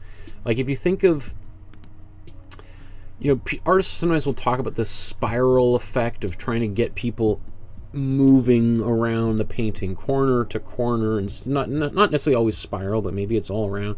But having little things in sort of the various quadrants of the painting to keep people, you know, the spiral is the idea that you get sort of sucked in, and once you're looking at it, you can't stop looking at it, and you're just like, find yourself like locked into the painting. So that's kind of really nice there. It makes me then think, like, oh, I kind of now I want something down here too, like something really dark or something bright there. I don't know what it would be, but yeah, this one's nice. Good job, May. Here's Paula. Wow, okay, so, you know, very different, very expressive painting here. You know, it doesn't have the same kind of structure that we see in the original, or let's say Heidi's version here. But you've really embraced more of the expressionistic kind of side here. And, I mean, I have this sense of, like, wind and rain and like almost like, you know, there's this bright sunset over here, but where I'm standing here is it's pretty windy right on this shore, which I don't even know if I talked about this in this episode. According to the legend, and this could be true or not, it's but one of the fellows that was there when this painting was painted claims that this tree broke and fell on Tom Thomson while he was painting it because it was so windy, and that him and Arthur Lismer, who was later became a Group of 7 member, like rushed over to help Tom up, and Tom just sprang up and just kept painting. They thought, like, oh my goodness, he's dead. This is actually, and that scene is on the front cover of my graphic novel as I'm working on it. So, but this gives me that sense more so than anything we've seen of that the wind coming off the shore. Wow. Okay. Apples and oranges, right? Same painting, but couldn't be more different, right? So here's Richard's version of the same one. Like, talk about, you know, this, I mean, it's almost like done with a ruler. Like, here we thought, like, Heidi's one was structured and organized, And then here's Richard's one, which is even more, is more rigid, and not in a, I don't mean that in a bad way, but just like, you know, these lines going right across are solid lines, right? The line in the horizon, solid, right? Now, I'm just, so it's interesting, we have a little bit of some tints and things in the foreground, which is what I said not to do, although I don't mind it so much here. I think for almost everyone, I feel like I want the foreground to be a little bit darker. I think the light and the color in this painting is very successful. Again, it's different than the way Tom did it, but I don't mind it so much. I think there's, you know, when I don't know who I was, maybe it was, yeah, Deborah, like these, the white here in the far shore, I think maybe you could take a little bit of inspiration from Richard here and having a little bit more of that cool blue with white, just to soften it down so it doesn't look like spotlights being shined across the lake from it, which may very well, I mean, I'm even trying to remember, you know, even here May's got that too. Sorry. If I like, it's almost, if I were trying to remember the original, like some of these are lights or campfires or things on the other side, which, you know, if you've been to Algonquin Park, one of the kind of neat things is you're kind of in the middle of nowhere, but you can see on the other side of the lake as the sun goes down, little campfires going around, and you can kind of hear people laughing on the other side of the lake. And there's something that just is so exciting about that. It just feels like you've been transported, you know, a couple million years back in time, and you're like cavemen, and you can see there's another group of like, oh, those Neanderthals over there, oh, they're gonna be coming after our food. I don't know, I'm getting a little delirious because I still haven't had any lunch yet. Anyway, great job. And then here, look, I mean, I couldn't be more indifferent. Again, Susan's painting here. This one I think is really successful, Susan, based upon your own style that I've seen so far. Like this, you know, different colors. I think maybe the camera's not doing it justice. I don't feel like this is very blue. I don't know if the original is quite so blue. In fact, let's just take this. Let's see if we can. I bet your painting is closer to something like that. I'd be willing to bet. Let me see. I would correct me if I'm wrong. I could. I'm usually wrong, but yeah. Anyway, I think that's gives us a little bit closer to what it might have looked like, which I think is working pretty well. You got these really nice warm colors. These, ultramarine blue in the foreground, and then much more pastel-y colors in the sky, which I think is what Tom did. Really nice. The only thing I would say is you've got these large shapes of water, and then in the background, and then you've got the small little details in the foreground. I think that should be kind of inverted in a way. Because I think you did, right? It was you who did the. If I just. Was it the west wind? Yeah. So here, I'm just going to open this up. So here's your version of the west wind, and then the jack pine. So remember when I was talking about the west wind, we had these tiny little marks, and then as we move forward, they get larger. And obviously, if you're adding detail, the details are going to be small, but you might put, like, you know, as you've done here, or I guess you didn't, but you made sort of a choice to focus on these large brush strokes, right? So anyway, I think you could learn a lesson from your own painting that you did of the west wind in here. But I mean, the small details with everything we've seen, I hope I'm not coming across as as you know, not like celebratory of the work that you guys are making, because I truly do feel these are huge achievements. Let's look at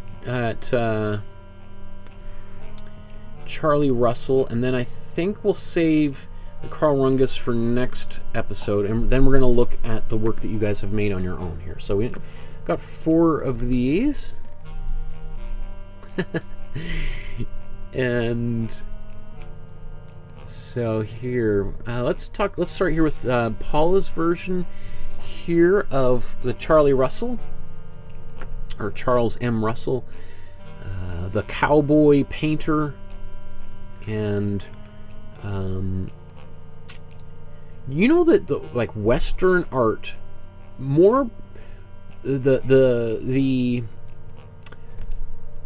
industry, or anyway, people, there's more money spent on Western art of like Charles M. Russell, cowboys and horses and all that kind of stuff. More money is spent on that art than on all the other kinds of art combined, right? And that includes like all the sales of great master paintings from the Renaissance whenever they come up for auction, Andy Warhols and Rembrandts and Peter Doig, who I just briefly mentioned. These paintings have a much larger market, which is really interesting because you wouldn't really think of that, but there's obviously some ranchers and cowboys out there who are really excited about oh, what is that? Oh, thank you, love. My wife see me here. We went to the dentist together, and I'll have a little bit of this pretzel here while we're talking here. Thanks, love. So anyway, this it's just interesting to me to think of like the market for Western art, and if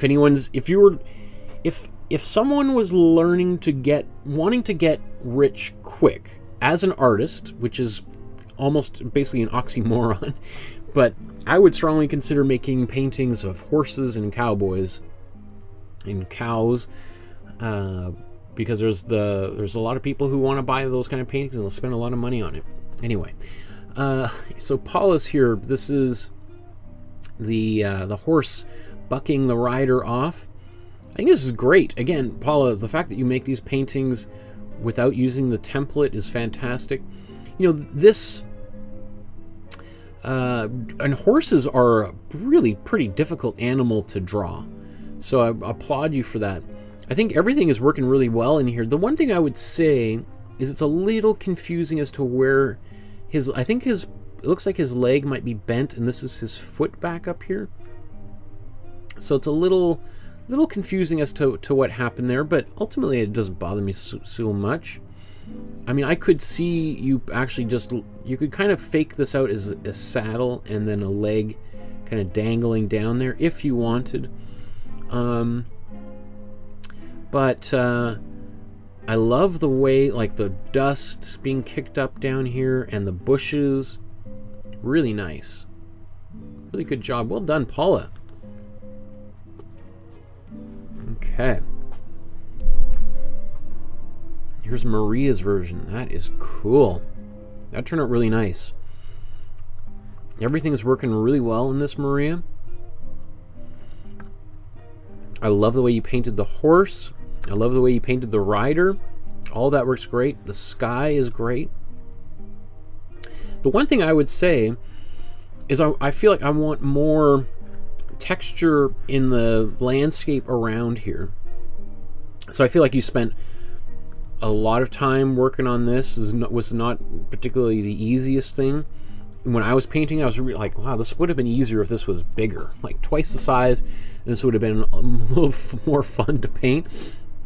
So I guess I just feel like it'd be nice if we put a little bit more love into these spaces, right? Because in the original, and if you've ever been to Desertscape, you know, sometimes there is a lot of sand, but there's often like these little tiny bushes and cactuses and things around.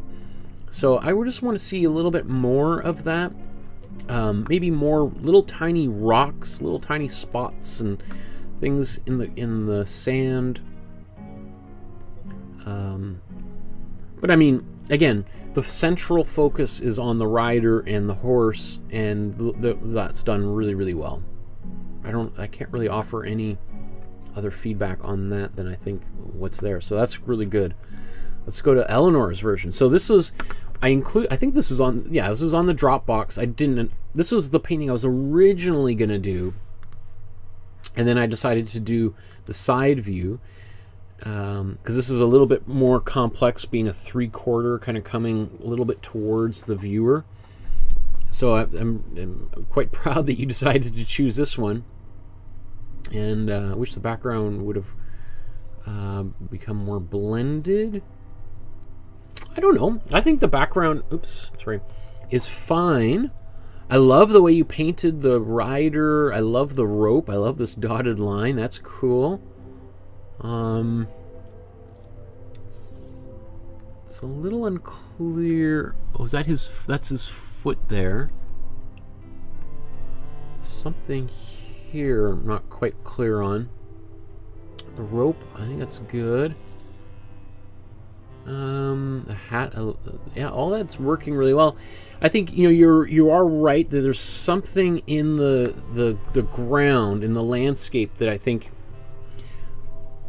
could be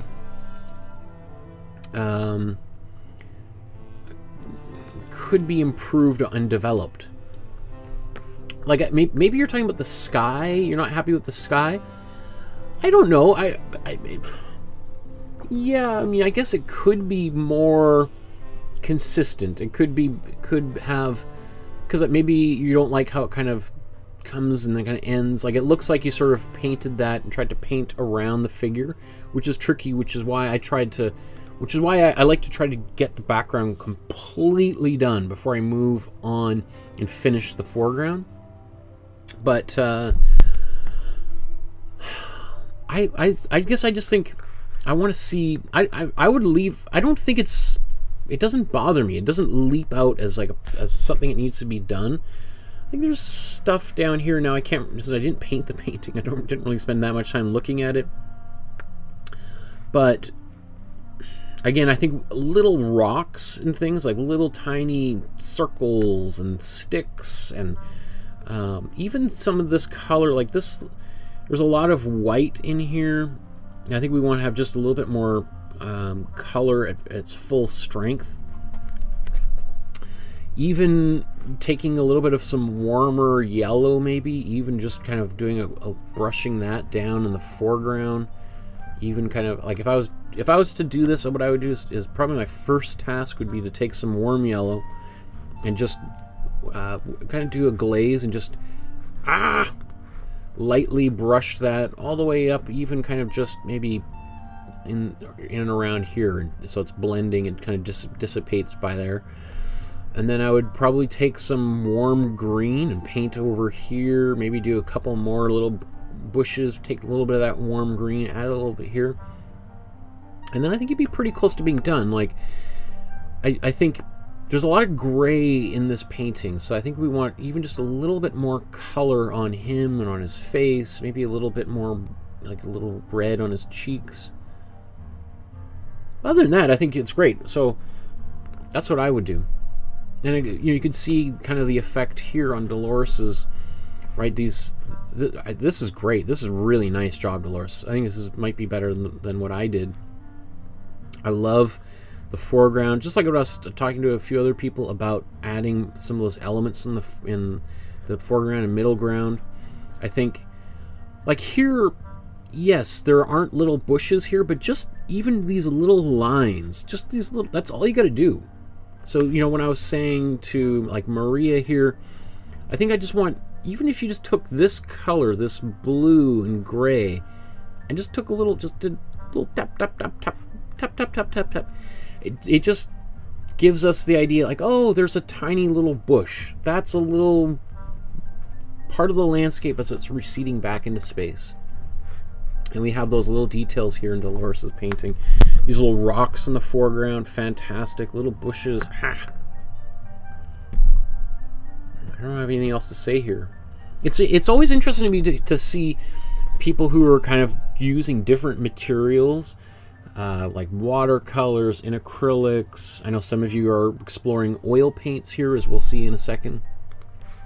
So, and how those different materials play a role in the work that you make.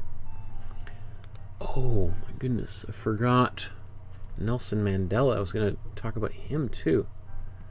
Okay, so there's only 4 Mandela paintings, and it's in the thumbnail to the video, so I got to talk about this painting.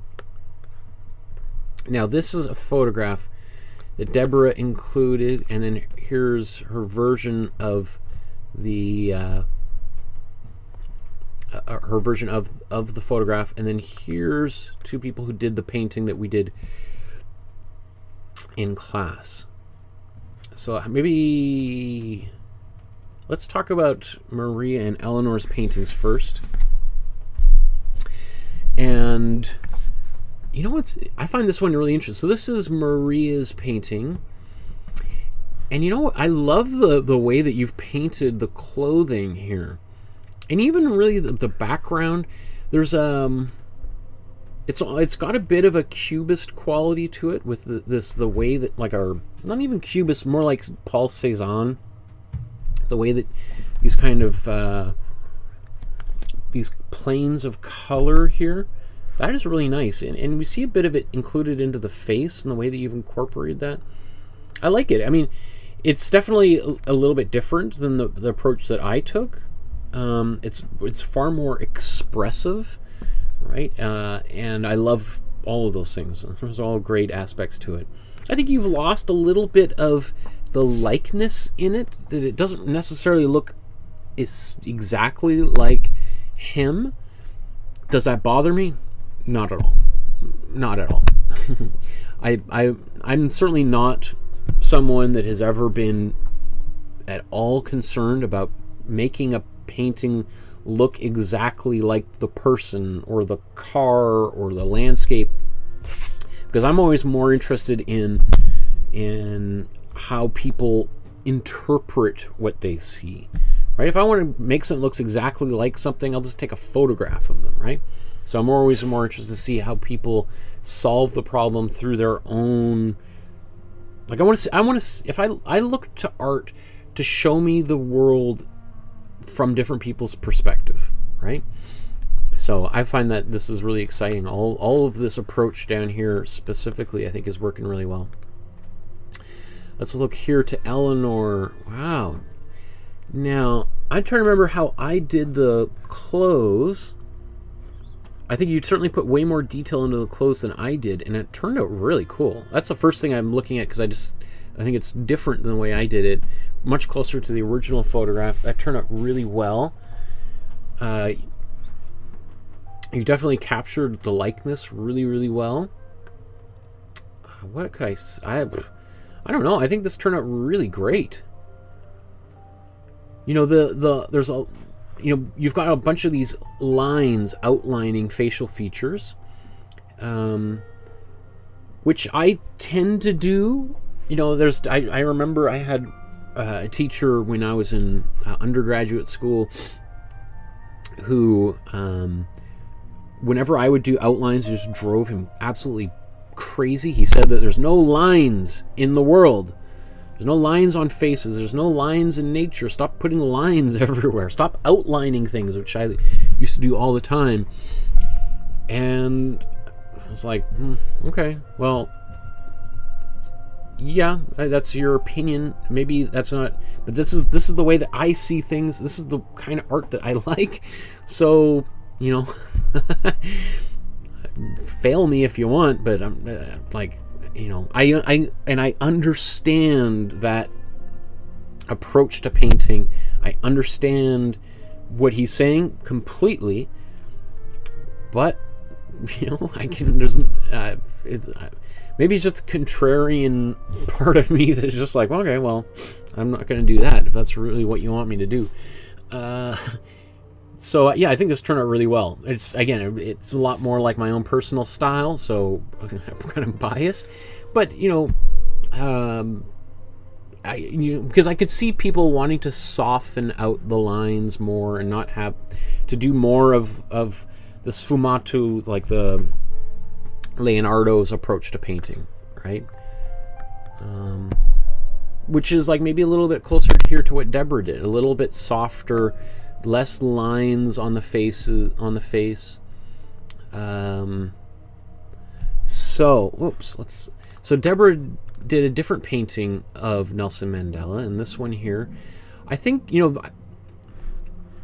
again, I love the clothing, and he is also known for wearing like kind of strong patterns and bright clothes, and it's sort of like a general thing that you see a lot in South African clothing anyway, right? It's a tradition to have very, very, colorful patterned clothing. So I think it was obviously a very bright decision to really accentuate that and to spend a lot of time on that, because it's really important to describe who he is, right? Or who he was. I think the only thing I would say about this is I feel like the hair could have a little bit more dimension to it. Right now, it's pretty much the same everywhere, right? And we would expect to see, like, if we look at the original, we expect to, there's going to be some areas that are going to have a lot more light to them, but then you can see it's getting a little bit darker here, maybe around by the ears be a little darker, right along the, as it gets underneath, it might be a little bit darker. And that could just be 5 seconds with a dark gray glaze that you just take a little bit, go pop, pop, pop, pop, pop, pop, pop, pop, pop, and you're done. And you see a little bit, like Eleanor did a bit of that in here. In fact, I would even say you could do a little bit more, Eleanor. And I feel like these eyebrows could be actually a little bit more gray, a little bit whiter. Yeah, and we have a bit more. I would actually say on the other end of things, Maria, these are almost a little bit too strong. But I don't mind it. I don't mind it. I mean, the fact that you guys are doing any of this already just is super exciting. So, let's move to our final thing that I want to talk about today, which is the artwork that you guys made on your own. And so we'll be wrapping up in about 15 minutes or so here. And this is often where I find it's some of the most exciting stuff for me, because I get to see stuff that you guys are working on your own outside of class, and some of the cool things that you guys are getting up to. So where do I want to start? I might jump around a little bit. I need my tea here.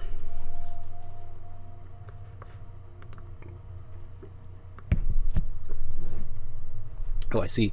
Donna says, I have to go. I'll rewatch later. Bye for now. And Deborah says, Paula, I love your version of this painting. I can't remember. That was a while ago, I think. Marie says, great advice. I'm very grateful. Deborah says, Lori, that is just like the sunrise. Wow.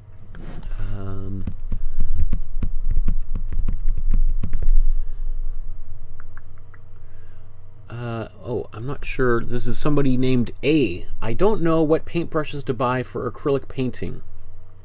Is $10 for a brush decent? Great. Great question. So if you're still watching, I did do a whole episode on what art supplies to buy for acrylic painting. That should be linked in the description below. But yeah, $10 for a paintbrush is more than enough. Like, we've done 123 episodes, and I've used the same 10, 15 brushes or so. I think I got 2 sets of paintbrushes way back in September of 2020, and I'm still using them. Some of them are on their final legs. That they are, I don't even know if this will show up on camera, but I'm going to show a little bit about, you know, like what happens with a cheap paintbrush. All right, let's just...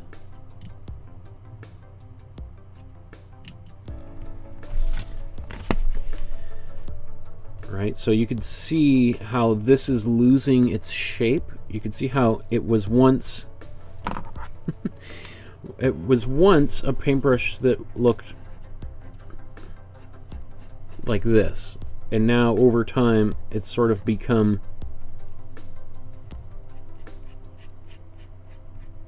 right, it's starting to lose its shape. And that's because I bought this set of paintbrushes for $12 maybe, for 6-7 brushes. But, you know, so is this brush a great brush anymore? Would I use this brush for doing the final details on a painting? No, but I can certainly use it for doing a lot of things like filling in an area really quickly, and I can use it all the way until it's dead, right? So $10 for a paintbrush is actually on the higher end for most paintbrushes. You can, like, even the paintbrushes I use for my own personal artwork cost about, like, most of the time, do I have, like, here's one, this Princeton one, I think this probably cost $6, or sorry, maybe $6 or $7. All right, it's got a really tiny tip. So yeah, $10 is more than fine. Can you spend $50, $70 on a single paintbrush? Absolutely. Will that paintbrush last for a long time? Absolutely. Will you be able to pass it down to your grandchildren? Absolutely. Will they want your old paintbrush? Probably not.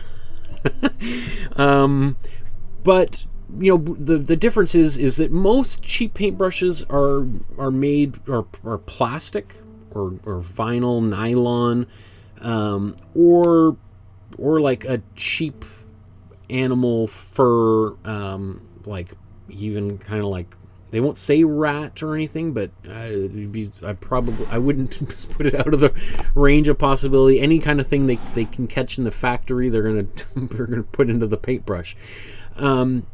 As opposed to, like, really nice paintbrushes are often made with, like, horsehair brush, and like from the horse's tail or mane, and the benefit of like and cheap brushes also often or can be like literally hay and grass, that are coated with some kind of texture. So a really nice paintbrushes are usually animal hair, and the difference is that they hold the paint better. So you often don't have to dip your paintbrush into the paint as often. You can put some paint on your paintbrush, and you can paint for, like, you know, 10 different brush strokes. You know, when you're using a cheap paintbrush, you're often dipping your paintbrush back into the paint over and over and over again. What I always suggest is start out with a set of cheap paintbrushes, and then, because especially as a beginner, you don't necessarily know what size paintbrush you want all the time, right? So if you have like 5 different sizes, you start out and then you use them, you're going to find that there's going to be some brushes you never use. I'm sure all of you probably, if you bought a set, there's like one paintbrush is your go-to. You find like you're always using it. Every painting, you're using it over and over and over. And there's one you might use maybe for a wash. You use it once in a painting. It might be one you use for a detail, right? So it's just one thing, like, oh, if I'm using this paintbrush all the time because I just love it, maybe I want to get another one of that same brush, or maybe I want to see if I can get, you know, a higher quality version of that exact same size. And maybe instead of getting it in a set of 5 for $10 from Michael's, I might go to an art supply store and buy, I think Michael's also sells some okay paintbrushes, and get that same one and spend $10 or $20. Hey, if you're making a lot of paintings, why not spend some money on a good paintbrush that will last for a while, right? And won't fall apart like that cheap paintbrush I showed. Okay, so let's move on here. We'll talk about, I think we've got 28, and we've already looked at a few of these paintings that you guys made over the course of the past few, actually really past 3 weeks, I think. These are all pretty fresh paintings. So here's Deborah's version of Monet, and this is a fairly famous Monet. He did a number of paintings of his wife and is it just a son? Did he have a daughter? I can't remember. Of her holding this umbrella parasol, and in these fields in northern France where they lived. You can go visit Monet's studio in Giverny, which is just outside of Paris. I've been, but it closed right before I got there. Because this friend of mine who lives in Paris, him and I, we actually, that was because we drove out to Vimy Ridge that day and ended up spending the whole day at Vimy Ridge, which is, we talked about the A.Y. Jackson video. It's it's actually Canadian property in France. It's a Canadian memorial for World War I. And it was such a fascinating place that we got to Giverny right as it closed. Anyway, that's on my destination of things, because his home has been preserved and it's super cool. If you ever get out there, I know I've never been in there, but you know, everything I've heard is it's pretty amazing kind of studio. And I love visiting the studios of artists that I love, that I admire. So most of like the pretty well-known artists, their studios have been preserved, and you can go and visit them, like Renoir and Cézanne. I did a whole tour of these places when I was probably 10 years ago in France. Anyway, there's a bunch of them in Paris, Delacroix's studio, etc. So what am I going to say about this? It looks great. Way to go, Deborah. Can I offer anything, any feedback on it? I can't remember the original offhand. I guess the only thing I would say is it looks like there's a lot of kind of cooler blues in the sky. I might want to see a little bit more warmer blues in the grass and in maybe her outfit, but I can't quite remember. I mean, yeah, I think it's good. Especially her face, I think is this like top part of the painting is fantastic. I also saw on the Facebook group here, Donna said, I was just reading about him earlier. I think you were talking about Jackson Pollock. Now, I don't know. This is definitely not a Pollock painting. I don't know. I think it's like somebody doing a drip technique in this, like, inspired by Pollock. So I don't know who made this actual painting. But it's definitely not Jackson Pollock, but we will be doing a Jackson Pollock episode in the future for sure. I'm a huge fan of Jackson Pollock, so we'll talk about that sometime in the future. Oh, I don't know, I put this in the wrong place, but we should have looked at this at the very beginning of the episode. But here's Gerald, another brand new addition to the community. And my apologies for not showing this earlier, Gerald, if you scan through it and you see it. But this is a really cool version of Matisse's Goldfish. It looks like you spent a lot more time on it than we did in the episode. So you've got a lot more really nice details. I omitted these plants on the table. I love really what you've done down here. These purples and dark blues are really nice in the foreground. They're dark and not very easily to see, but that's the kind of thing that as a viewer you want. You want to be able to look at it a little bit closer, and as you look closer, you're rewarded by it, more and more detail. These fish are great. Well done. This is really nice. Glad to have you aboard, Gerald. I can't wait to see what you do more of as we go forward here. Oh yeah, so this is something Heidi did, I think, in the style of Pollock, and that's why Donna put this on there. Yes, I think, right? Cherry Blossom inspired by Jackson Pollock.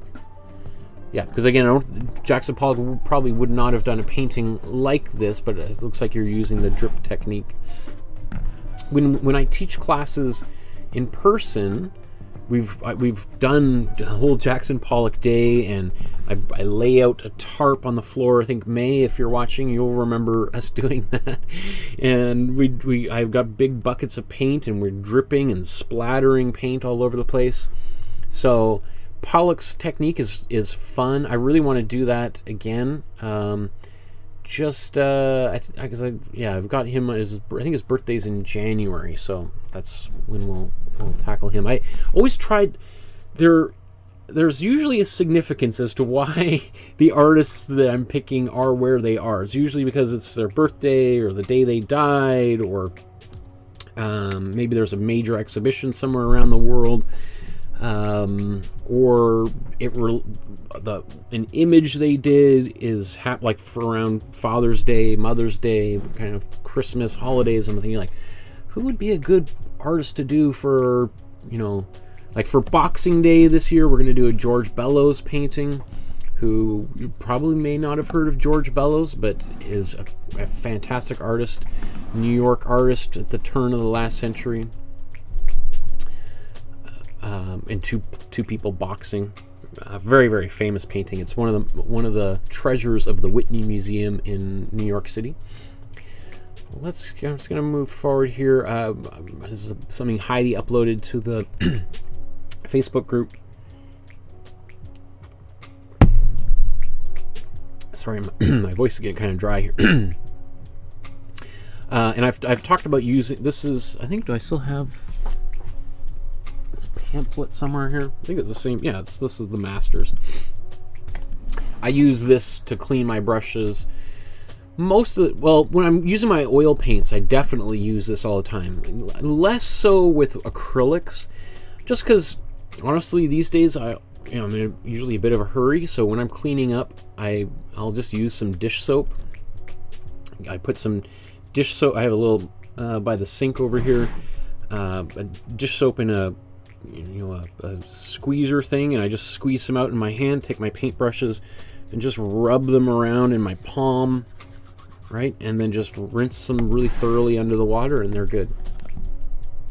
This is the reason you would use this is it claims to be like a brush preserver, not just a cleaner, but a preserver that will help keep especially if at the end of summer, when you're done with your brushes, if you kind of just take it and kind of just give it back some shape again, so that because often brushes will over time like want to let's see, bring this back here.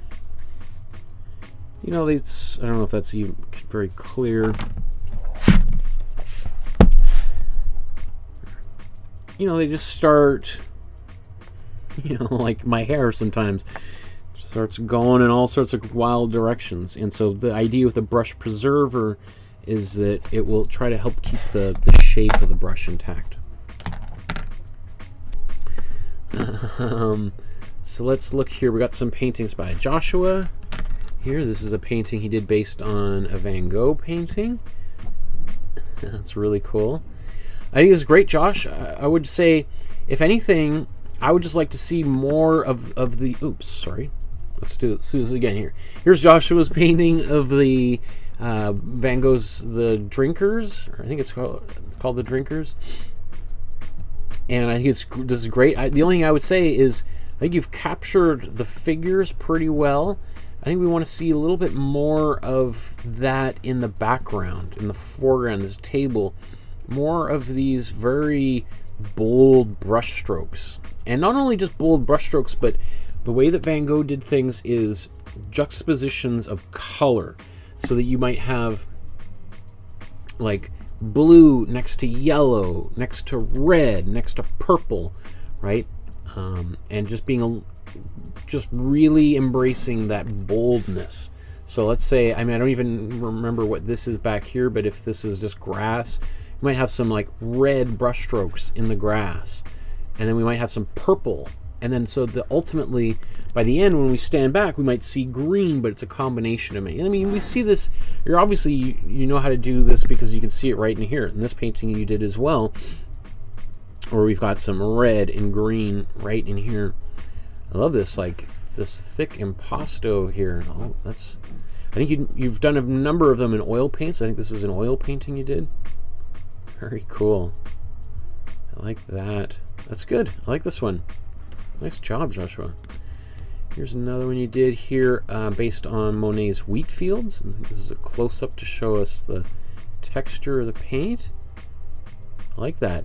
There's definitely certainly bold color choices. I don't think he did one quite this red, so I don't know if this is an underpainting and you're planning on putting other paint over top of it to give it a little bit more, because I don't think, I feel like it needs maybe more yellow and orange and stuff in here, because that red is a little bit too bold, I think. Here's a fox you did. I like this fox. That's cool. Really nice. The one thing I would say is right under here, this is the tail. There's a little bit of a, I would think that this dark color should also be underneath the tail, because there's a confusion for me as to what this is at first. I look at it and I think, oh, is that the belly? Is this, well, maybe this is his legs and this is his belly and this is one leg, another. Oh no, but that doesn't make sense because here's a leg here and here's a... So again, I always think part of the goal of an artist is to add clarity whenever possible, at least when you're painting a painting that's supposed to look like something, right? Obviously, if you're painting an abstract painting, the idea of clarity is sort of, you know, we could have a discussion of what that could mean, but if you're trying to paint a fox that looks like a fox, I think we'd want to really clarify. You know, again, I can understand that maybe the photograph that this might be based on, that color is there, but it doesn't really matter what the photograph has. It matters what the internal logic of your own painting is, and if that internal logic is not quite clear, then at least a confusion in the viewer. So I would say what I would probably do, the easiest thing is I would probably just carry this line straight across here, and I would bring this snow that you've got here and just bring it right up to here, and then just bring this darker color down here, and sort of they're meeting here, or create some kind of shape. Also, I think this tail could kind of come over top of the background, because right now the background is kind of overlapping the tail a bit. I mean, otherwise I think everything else worked out really well in that painting. If we look at this here, this weird chicken is what you called it. I think it's pretty funny. I also think it needs a little bit more clarity. That I want to see like an eye or something. And again, you could say, well, the photo doesn't have the eye because it's a weird chicken and it's kind of hidden by the not the fur, the plumage of the chicken. But even then, it's like, well, okay, that's what the photograph says. I want to, but the painting, because really, especially if we don't have these feet here, you'd be hard pressed to know exactly what we're looking at. So we need to give more details to the viewer if you want people to be able to appreciate it as a chicken. If you don't care, then that's fine too. I mean, then if anything, we could be a little bit more weird with it, right? And if we're going to get really weird, then let's do something with the background. Let's make, because the background's kind of plain. What if it was like candy colored and we had pinks and oranges and greens and yellows down here, like as if this super weird chicken is walking around in a candy land or something, right? Because I was like, if you're going to get weird, then let's get weird. Don't hold back. Let that freak flag fly. As, you know, it's like, just embrace it. Let's get funky, right? This is really cool. So here, this is, I think, based on a Rembrandt painting that you did. Another painting here by Joshua. I think this is the final one that we have of yours. This is really cool. I think you did a great job here. I really like the strong contrast. I don't remember this painting offhand. Now, Rembrandt made a lot of paintings. But I love the, I think you did a really, really great job, especially managing the contrast of light and dark here. What else could I say? I think it's good. I think you maybe could use a little bit more detail, which I know is something you're certainly capable of doing. Because it looks a little bit more to me like a underpainting, like you've established where everything goes. Now we would want to, you know, take a little bit more time and patience to articulate what is in where, like, you know, on his face and hands. You know, I think this area right here, the window, is really good. I think that's pretty much locked in. It's just those tiny little details, and those are the kind of things that Rembrandt loved doing. And he wouldn't do necessarily details everywhere. He might do just little details on the face. He might do a couple little details on this. Maybe this is a chair, or I'm not sure what that is. Right? Maybe a little detail on a book, and that might be it. Right? And then a lot of the rest would be bathed in darkness.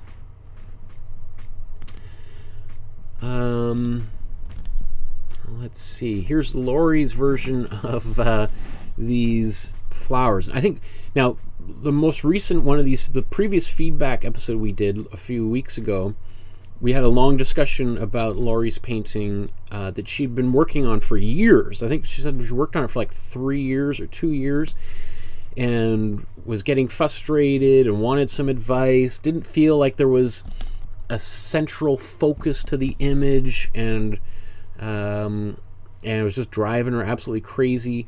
And she had literally used all of these structural techniques to grid out the painting, to try to move the eye around. And my suggestion was just to, like, put all that academic approach to painting to the side and just start cranking out some paintings, move quicker, and worry less about, like, just be more intuitive, because you're just painting your style, at least in this painting, or this few paintings you've made in this particular series that you're working on, is very loose, right? And is to really just embrace that, right? And do more of them, do them faster. And I think you said here something like you did it faster and you feel happier about it, right? Which is one of those things that as artists we almost feel guilty about, right? You know, I think we're conditioned through other aspects of society that, you know, if you put a lot of work into something, the more work you put into it, just the better it's going to get. And there's, you know, like whether, I don't know what, you know, whether you're building something, you're gardening, or you're building a fence in your backyard. You know, if you go really, really fast, you get sloppy and your plants die and the fence falls over, right? So there's a certain amount you've got to put in some time, and the more time you put in there, that fence is just going to be gorgeous. Your garden's going to be beautiful because you've weeded it perfectly. There's not a parasite or bug or errant plant in there, right? And you're taking really good care of it. Absolutely. And just that is also true to some extent with painting, but I think it depends on the kind of painting you're making. Because certain paintings like the Mona Lisa, you can probably not overpaint, because you can just keep putting another glaze and another super thin glaze, and that just, the brush strokes disappear and just get smoother and smoother and smoother until it is like a miracle, right? And Leonardo did that, and 500 years later we still know who Leonardo is. But he's not the only artist that's died 500 years ago that we still know. There's plenty of other artists like Titian, we talked about just the other day, or Goya. He's not 500 years old, but we talked about him, and Joshua was a big fan of Goya, who were very expressive with their brush strokes, right, and moved very quickly, and became iconic artists throughout history. And so I would just say, like, if you're using this particular style, I think the speed, especially because like I feel in this painting like there's a confidence in the way the paint is applied. There's a speed that the way the paint is applied. Like I can see, it's like some of these brush strokes are like you're painting, you're like, yeah, and maybe you slow down, and maybe you're like, okay, I'm gonna put some paint on it. I'm gonna go. Okay, let's take a look at it, right? And yes, maybe that brush stroke was made really, really quickly, and then there's. But it took you 20 minutes to make that brush stroke, even though it's the actual brush stroke itself. But to figure out where it goes can take some time. But that's a whole other conversation. But I think this is great. I think it turned out really great. I love the colors, especially I love this pops of this kind of cool blue, a little bit of teal, and I like how it's just sort of hiding in there. That it's not all over the place, because that's what makes it fun, right? That's the pleasure of being out in the field. Like if you imagine being a little kid and laying in the grass, and you, like our daughter, she will find whatever, like we were at the beach just the other day, and there's tons of seashells and things, but she will find that little piece of broken glass amongst all of that and pick it up and try to put it in her mouth, right? She's 2 years old. And it's like, but that's the thing, is like, that's the, I think all of us have that pleasure of finding that little tiny bit of gold, and so you're rewarding people with just those little tiny pops of color that aren't everywhere. So even though it's probably I would say maybe it's my favorite color in the painting, but I think it's my favorite color in the painting because it's kind of hidden amongst things. If the whole painting was made in that color, I might say, well, I love the yellow is my favorite color because there's just a tiny bit of yellow, right? Anyway, let's keep on plowing ahead here. Here's a couple paintings by Les. These are cool, Les. These are great. That's fantastic. These are awesome. Look at that. So here's this little tiny tree growing out of the tree stump. It's kind of funny, but it's also like quite a poignant kind of thing, right? It's like, to me, I look at that and I think like, here's like man chopping down the trees in the forest and causing, maybe it's a clear cut and the whole forest is gone, and then like, but nature will find a way, right? And it's just, here it's sprouting right back up again despite man's best or worst efforts, right? That's great. It's almost like poetry, right? And I applaud you for finding that moment, right? That for obviously you saw something about that and it spoke to you and you decided to make it the focus of your painting. That's beautiful. Nothing else what could I say? I don't think there's anything I can say about that, really. Yeah, so there's nothing, yeah. Although, maybe I feel like the other side of the tree trunk might curve around here, because it's kind of circular, but then it just sort of goes.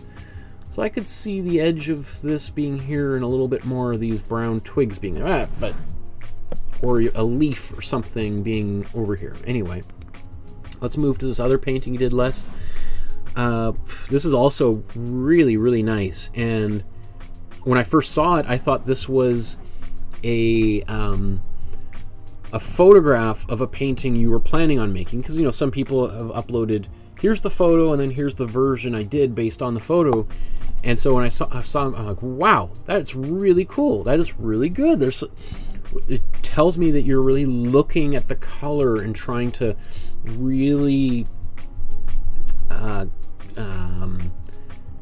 you're studying the photograph and pulling the color out and doing a pretty good job of matching the color, right? Like, are you kidding me? This reflection down here, and even this grass in the foreground.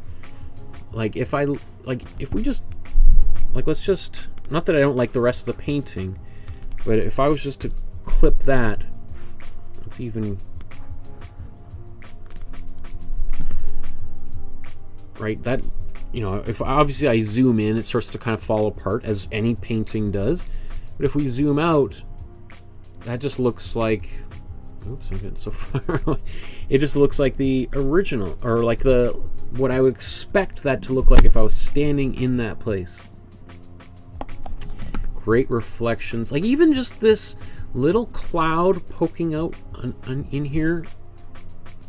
There's a lot of really great stuff going on in here. And I even think your decision to paint this quite dark, even though there's a lot of light in here, is also very perceptive. Most people would probably have just basically painted this in the water. So again, you're looking carefully, and art, to be a painter or a drawer is 90% about looking at things, and then whatever the other 10% is, right? That all of the answers are what you see, and to be a good painter is about observing things carefully. I think we got about 10 more. Whoa, my goodness, I can really talk for a long time, eh? So, we'll wrap up shortly here. Just seeing if I skipped over anything. So here's a painting that Paula did with oil paint. That is gorgeous, Paula, right? My goodness, that is cool, right? So, you know, I gotta say, when I see paintings like this, Paula, my expectations for what you make keep going up higher and higher. I would love to see you do more of these things on your own. I mean, trust me, I love the fact that you make a painting every single day. We make one of these episodes. And I know you're not the only one, but I think, the only one that will upload every painting you make to the Facebook page. So I have a great deal of respect for that, and I also really appreciate it, because you've seen a few times today, you're the only person I've had images to show for some of the artists. So I love that. And I know you would love for me to be doing one of these episodes every day, as you've said in the chat area. I gotta say, though, I think you gotta spend more time doing your own stuff and less time painting what I'm doing and what we're doing in class. Because when you share a painting like this with us, I think, well, let's see more of this, Paula. I want to see this Paula more than as flattering as it is for you to paint whatever I'm painting. This makes me more excited than anything. This is exceptional stuff, and it's just like, I want to know the story behind this, right? I want to see, if you're painting this in oil and you can do stuff like this, then we need to see more of it. This is, I think this is probably the best thing I've seen you do. I know there's been a few other ones that I've been really blown away by, but I think this is where I see you in the painting more so than I've ever seen before. And like, here's another one that you've done here on your own. I think this is also fantastic. I like to see you using some of the things that we've done in class. I feel like it's a very interesting composition. I don't know where this is, like these stones arranged so what would you like? This is not something that happened in nature, for instance. The way that those stones are arranged. It's a very interesting composition. Let's look. And there's another one here. This sunset. I think this looks great. I think there was a little something about. I think we want to have a little bit more of this color that's in the sky on here. I would put a little bit of pink maybe over top of this green, if anything. That's really, really cool. Here's another one you did, Paula. Like, that is really beautiful, right? You know, I think there's maybe some things that we could do with the figure to make the figure more traditionally proportioned. But like I've saying throughout, like if you're like this, there's artists that do really funky, weird, wild distortions of the human body, and because of that have become household names. Picasso being the most famous, but you know, I could sit here and list off the top of my head probably 20 or 30 of them. So I don't mind that the figure, you know, doesn't display classical proportions and all that kind of stuff.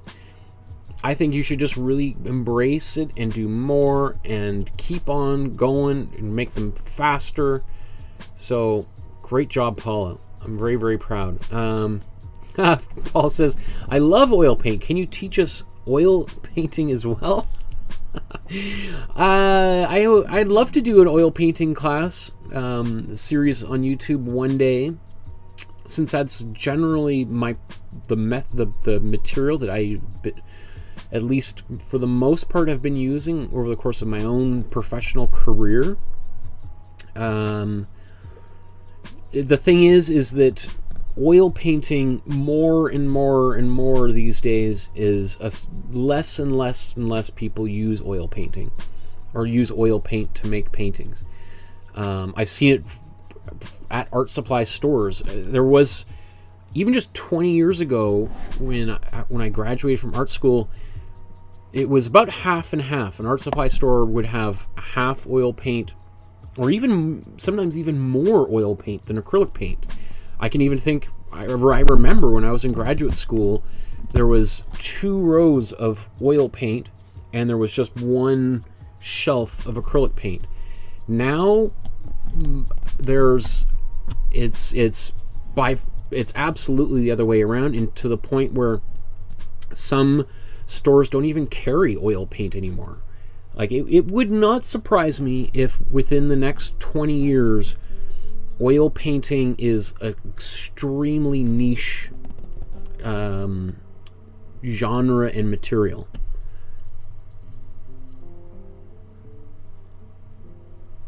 Where's that sound coming from? I hear some weird like a bug dying somewhere. Sorry. So even though I would love to, it would be great fun for me to be doing. The fact is there's not a lot of people watching right now. And if I did oil paint, there might be you might be just you and me, Paula. So maybe I could be proved wrong. Maybe we'll do a few and see how they turn. But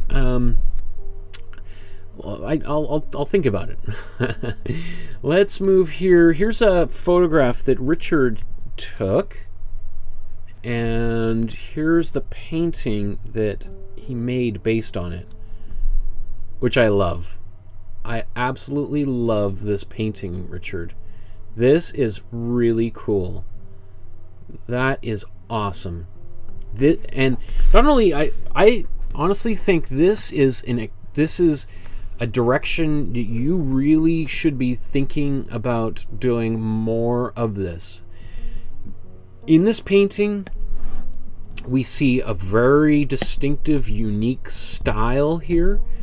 I don't know of another artist that painted something exactly like this. I could be wrong. Maybe you'll tell me that this is based on somebody that you know or on a book, but I haven't seen. I mean, so I would love for you to do another 10 of these.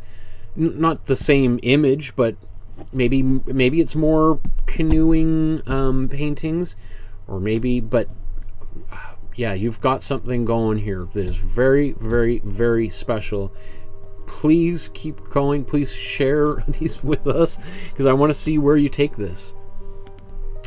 So there's nothing, I'm effusive with praise, but what else am I going to say? Especially because I've been talking for almost 4 hours here, and I got a sandwich looking at me. I thought this was funny because we talked about Marcel Duchamp's new Descending the Staircase a few weeks ago, and Richard uploaded this version, this Calvin and Hobbes cartoon, which Calvin and Hobbes, I would love to do a Calvin and Hobbes episode. I used to own all the Calvin and Hobbes books and read them over and over as a kid. Let's look here. Here's a drawing that Shelley made. Remember I was saying, like, oh, did I forget the Shelley drawing? No, it's here. I just was in a different section. This is a Christmas present for my new grandson of his grandfather holding him. And this is an awesome drawing. That's great. Really beautiful. I mean, I guess the only thing I would say is these diagonal lines in the, it seems a little bit of an afterthought. I don't mind it entirely. I just feel like you spent a ton of time elsewhere on this drawing, and then it's sort of just quickly filling in the background. So my instinct would be just to completely fill in the background, or I don't know, do a cross hatch across here, or smudge this out, which you probably would be very leery. But I mean, again, I'm just splitting hairs here. I think it's the overall it's a huge achievement. That's really cool, and this is the kind of thing that I'm sure your grandson, I think it's your grandson, right? And is going to be, this will be in the family, or whoever's family this is, for a long time. Great job. And what a peaceful kind of thing too. Like, it brings up a lot of thoughts for me when I see something beautiful like that. It's a really great job. Let's look at here, this painting Susan did. She did this in another class with another teacher named Frida in a court, or maybe a YouTube session called Zealous Art, I think, and was following along with someone else who painted this. I think this is a really fun painting of these boats on the water. Looks great. I guess, and I don't know how the original painting was done or what the teacher said. I gotta say, these sails, though, they look a little bit like noses. I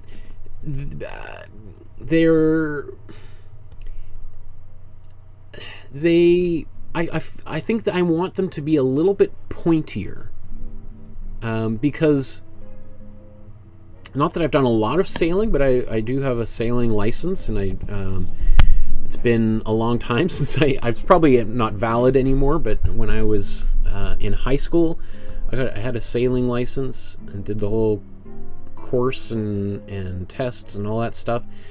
So I've spent a little bit of time on sailboats.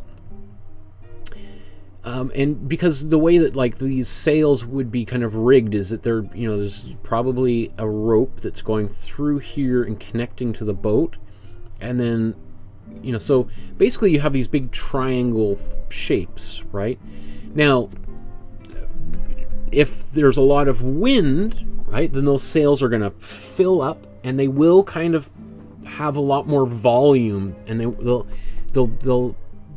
have a kind of triangular shape, but they'll be distorted. So one thing that I could see you doing, so for instance, if I just zoom down here, if I look at like one of these, so I would say like my expectation would be you'd have your sails would be kind of like this, right? Because there's this, the way that it would be. Now if it got really windy, I could see it kind of billowing out, right? So maybe you have a shape like this, right, where the wind is kind of catching in, or something like,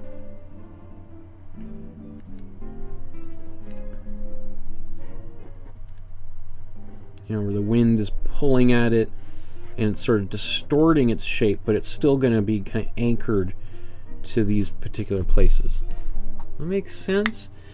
Not that I mean, I think overall these paintings are really beautiful. It just seems, that's just something I find is a little bit strange. And maybe the original artist was working from a photograph and that's what it looked like, and I'm totally wrong.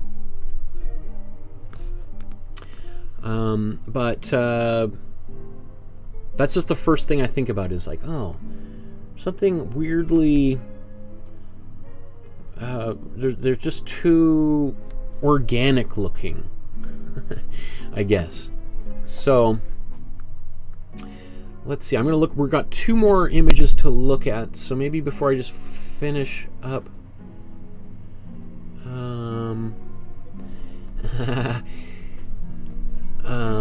Pollock's style, or Heidi says Pollock's style is messy and I need good floor space to do it. Yes, absolutely. But that's why when I teach, when we do Pollock stuff, we lay down some tarps and people take their shoes off so that they're not tracking paint all over the place, and you can just put your shoes back on when you get off the tarp. Deborah says, Rick says that it is based on covering up accidents. So this painting is based on you covering up your accidents. Hey Rick, well, you are having some very happy accidents, as Bob Ross would say. Some exceptionally happy accidents propelled you to do this. That's great, right? And that's really, I mean, and all joking aside, that's really at the heart of what Bob Ross is saying, is that accidents and mistakes are only accidents and mistakes if we choose to see them as accidents and mistakes.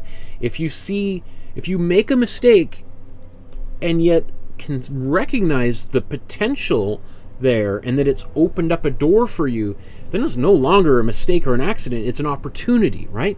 And that's what I see here. It's like, wow, if this is how you cover up your mistakes, then I want to see you making a lot of mistakes, because you've created some incredible opportunities for yourself. So great job. Les in the chat said, let's go back up to a Les painting. I painted my first oil paint today, eager to advance. Sign me up for the oil painting course. Oh my goodness, you guys. Everyone, you guys are going to get me doing oil painting here.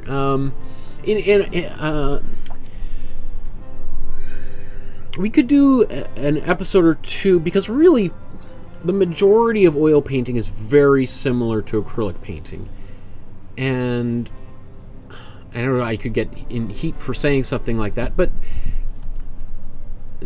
yes, obviously there are some very, very different aspects involved between oil painting and acrylic, and it's sort of like saying watercolor and acrylic are the same. And you'd be like, well, I mean, I guess you both use a paintbrush to do it, but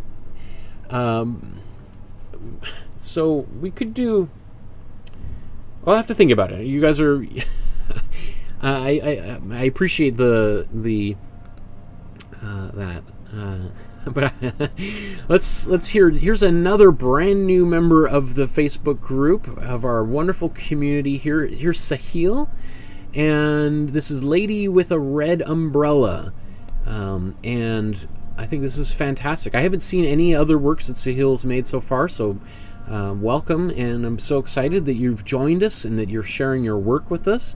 It also takes a lot of courage there's several hundred people. There's 120 people who belong to the Facebook group, and each episode is usually watched by a couple hundred people, 100 to 100, 300, 400, depending on how famous the artist is.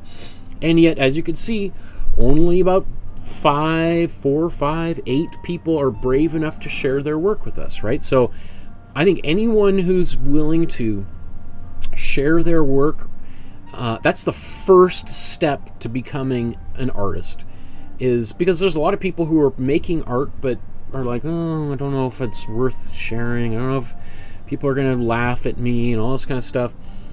Stepping outside that door with that canvas in hand is, some would argue, is really the definition of an artist, right? So this is fantastic. I love the use of like the monochrome and then adding this splash of bright red color in here. This looks like it was done, at least the background is a palette knife, right? And we got the palette knife. I mean, all of this is definitely a palette knife, and then we've got, looks like palette knife, these streaks here. How this was done, maybe with a palette knife, which is pretty hard to do. Not easy making paintings with a palette knife. I can't remember who offhand, but I was organizing images. One of you did the Doris McCarthy painting with a palette knife, which is just like talk about a challenge, and it looks pretty darn good. We'll talk about that in a few weeks when we talk about her paintings. But really cool. Way to go, Sahil. Like, I don't have much to say about that other than I just want to see more. Keep on going. Let's see more of your work. Continue your bravery in sharing your work with us. Oh, what did I do here?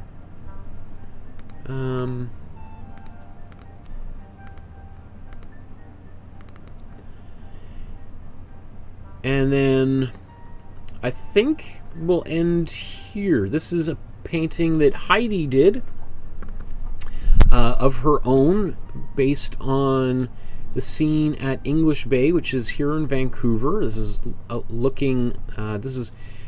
if you're familiar with Vancouver at all, this is sort of downtown Vancouver. I mean, we're pretty blessed to have a landscape like this right outside of the buildings, office towers downtown.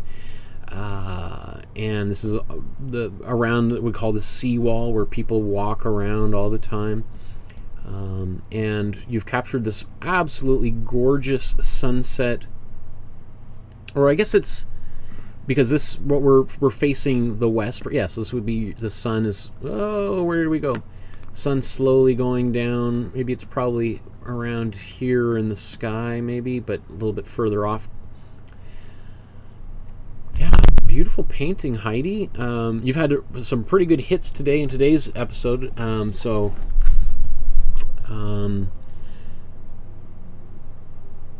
I don't really have, what could I add or offer other than praise. Yeah, I mean, even just like little things like the sky is pretty much cloudless, but just this little cloud moving over here. Like, look at the really nice, I don't want to zoom in too much because the image will just fall apart because of the low resolution that these images are on Facebook, but this nice subtle, like these mountains, which are already quite far away, so they've already got some grays and whites in them, and then you've even gone further and further and further away into the distance. So like, it's like, wow, you're really listening. And yeah, I mean, these are the kind of things, like, not that everything people make should be made to be sold, or for the market, or even given away. That is certainly not the goal of probably most artists. But I do think, I look at something like this and I think, wow, there's a lot of potential for this kind of stuff, for you to sell these, to put them on postcards and postcards and like gift cards. I mean, because especially capturing kind of iconic places around Vancouver or elsewhere, where when you're traveling, is taking a photograph and making paintings based on your travels. I mean, there's certainly plenty of people that have done that and who put out books collecting that, or eventually open up galleries. You know, you go to, like, here just off the coast of Vancouver, there's all these little islands, and on all of them there's usually 2 or 3 people who've got an art studio that you can go visit, or at the very least they sell postcards and posters and cards and prints in the coffee shops and stuff. And there's a, well, as I say, eventually when the world returns back to some level of normalcy, there's lots of tourists that come by and snap those kind of things up, because they're just like, wow, this is really cool, this looks like what I saw, and it's been interpreted through the eyes of an artist, which is even better, right? Because those kind of things will cement that in their memories, and also it cements it in our own memories, right? The art that you make will certainly be some of the most memorable. Like, if you make a painting based on a place that you visit, even if you've only visited it once, you took a quick photograph on your phone, and then you make that painting later on, like, you will remember that. It'll actually color the way you remember that fleeting moment in front of that monastery, or you know, gravestone, or whatever. Like, I don't know. Not that those are things I typically see when I travel, but yeah. Anyway, I'm going a little delirious. Heidi says, this is my English Bay number 4. I think you did do another. You've done another one, I think, of the is it the Dennis Oppenheim, the wedding rings one? I think you did one of those a few weeks ago. We looked at as well, right? So I think I could be I think that's right, right? Maria also wants a oil painting class. Okay, you guys. Well, let's think about it. I'm gonna have my sandwich, and then I'll think about oil painting a little bit. Okay, so in a couple of days, we're gonna go on a trip down to South America. We're going to look at the art of Brazil. And I'm super excited about. I mean, there's tons of really cool. Let's actually, just before I go, if I can find this, where did I put it?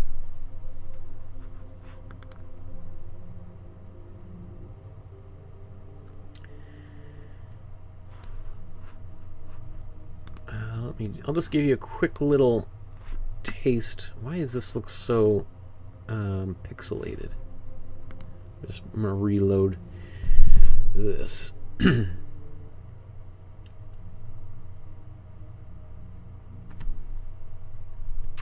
So I don't know why it's lost.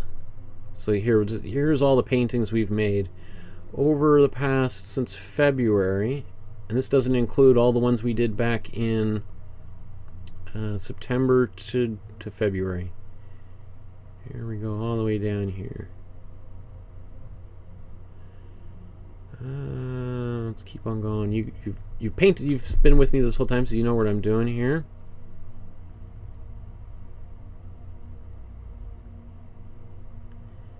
Here's our upcoming episodes.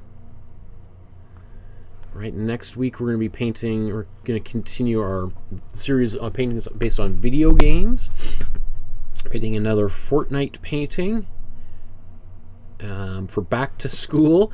A little bit of a play on that is that we're going to look at the Hudson River School, and at least one of the artists, Thomas Cole, is probably the most famous. This giant painting he did, the Oxbow, is very famous painting in American art history. We'll tackle that. We'll spend a little bit of time with Diego Rivera. I'm really excited. I don't know if you've ever been to Mexico City and seen this awesome mural that Diego Rivera did at the Alameda Park. I've sort of reworked this image so it's just the young Diego Frida Kahlo, and then this kind of Day of the Dead skeleton kind of figure there that they're holding hands with. So I just isolated them because the mural itself is like 40 feet long. It's one of the masterpieces of human achievement. And then we're doing something a little bit fun, or maybe I'm losing my mind, but it's the 185th anniversary of the Brown Lady ghost photo, and I thought, wouldn't it be kind of fun just do something completely different, in the style like Monty Python. Now for something completely different, we'll do a painting based on on this very famous ghost photograph, and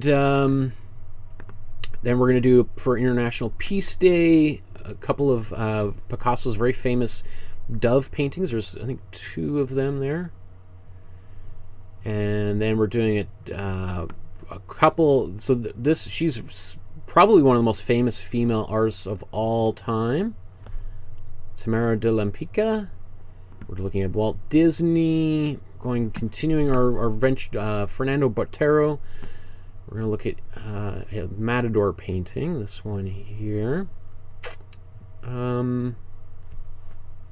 me see. So, and then we're going all the way on to, we're looking at the art from Iran and India, and art from the Muslim world. And then we go into a week of Picasso. We're going to paint Bigfoot. And yeah, I'll save a little bit here. I haven't looked at November, so there's lots coming down the pipeline just to keep you all busy. Okay, everyone, thanks so much for joining me, for painting along with me, for being brave enough to share your art with me and the rest of the people in our community. It takes a lot of courage to take that photo and upload it. And I think that's, as I said, that's the first step to being an artist, is letting it out of the studio into the real world, even despite its flaws, because every single artwork has flaws. Some of us obsess over those flaws more than others, when for the most part no one else really sees that except other artists, maybe.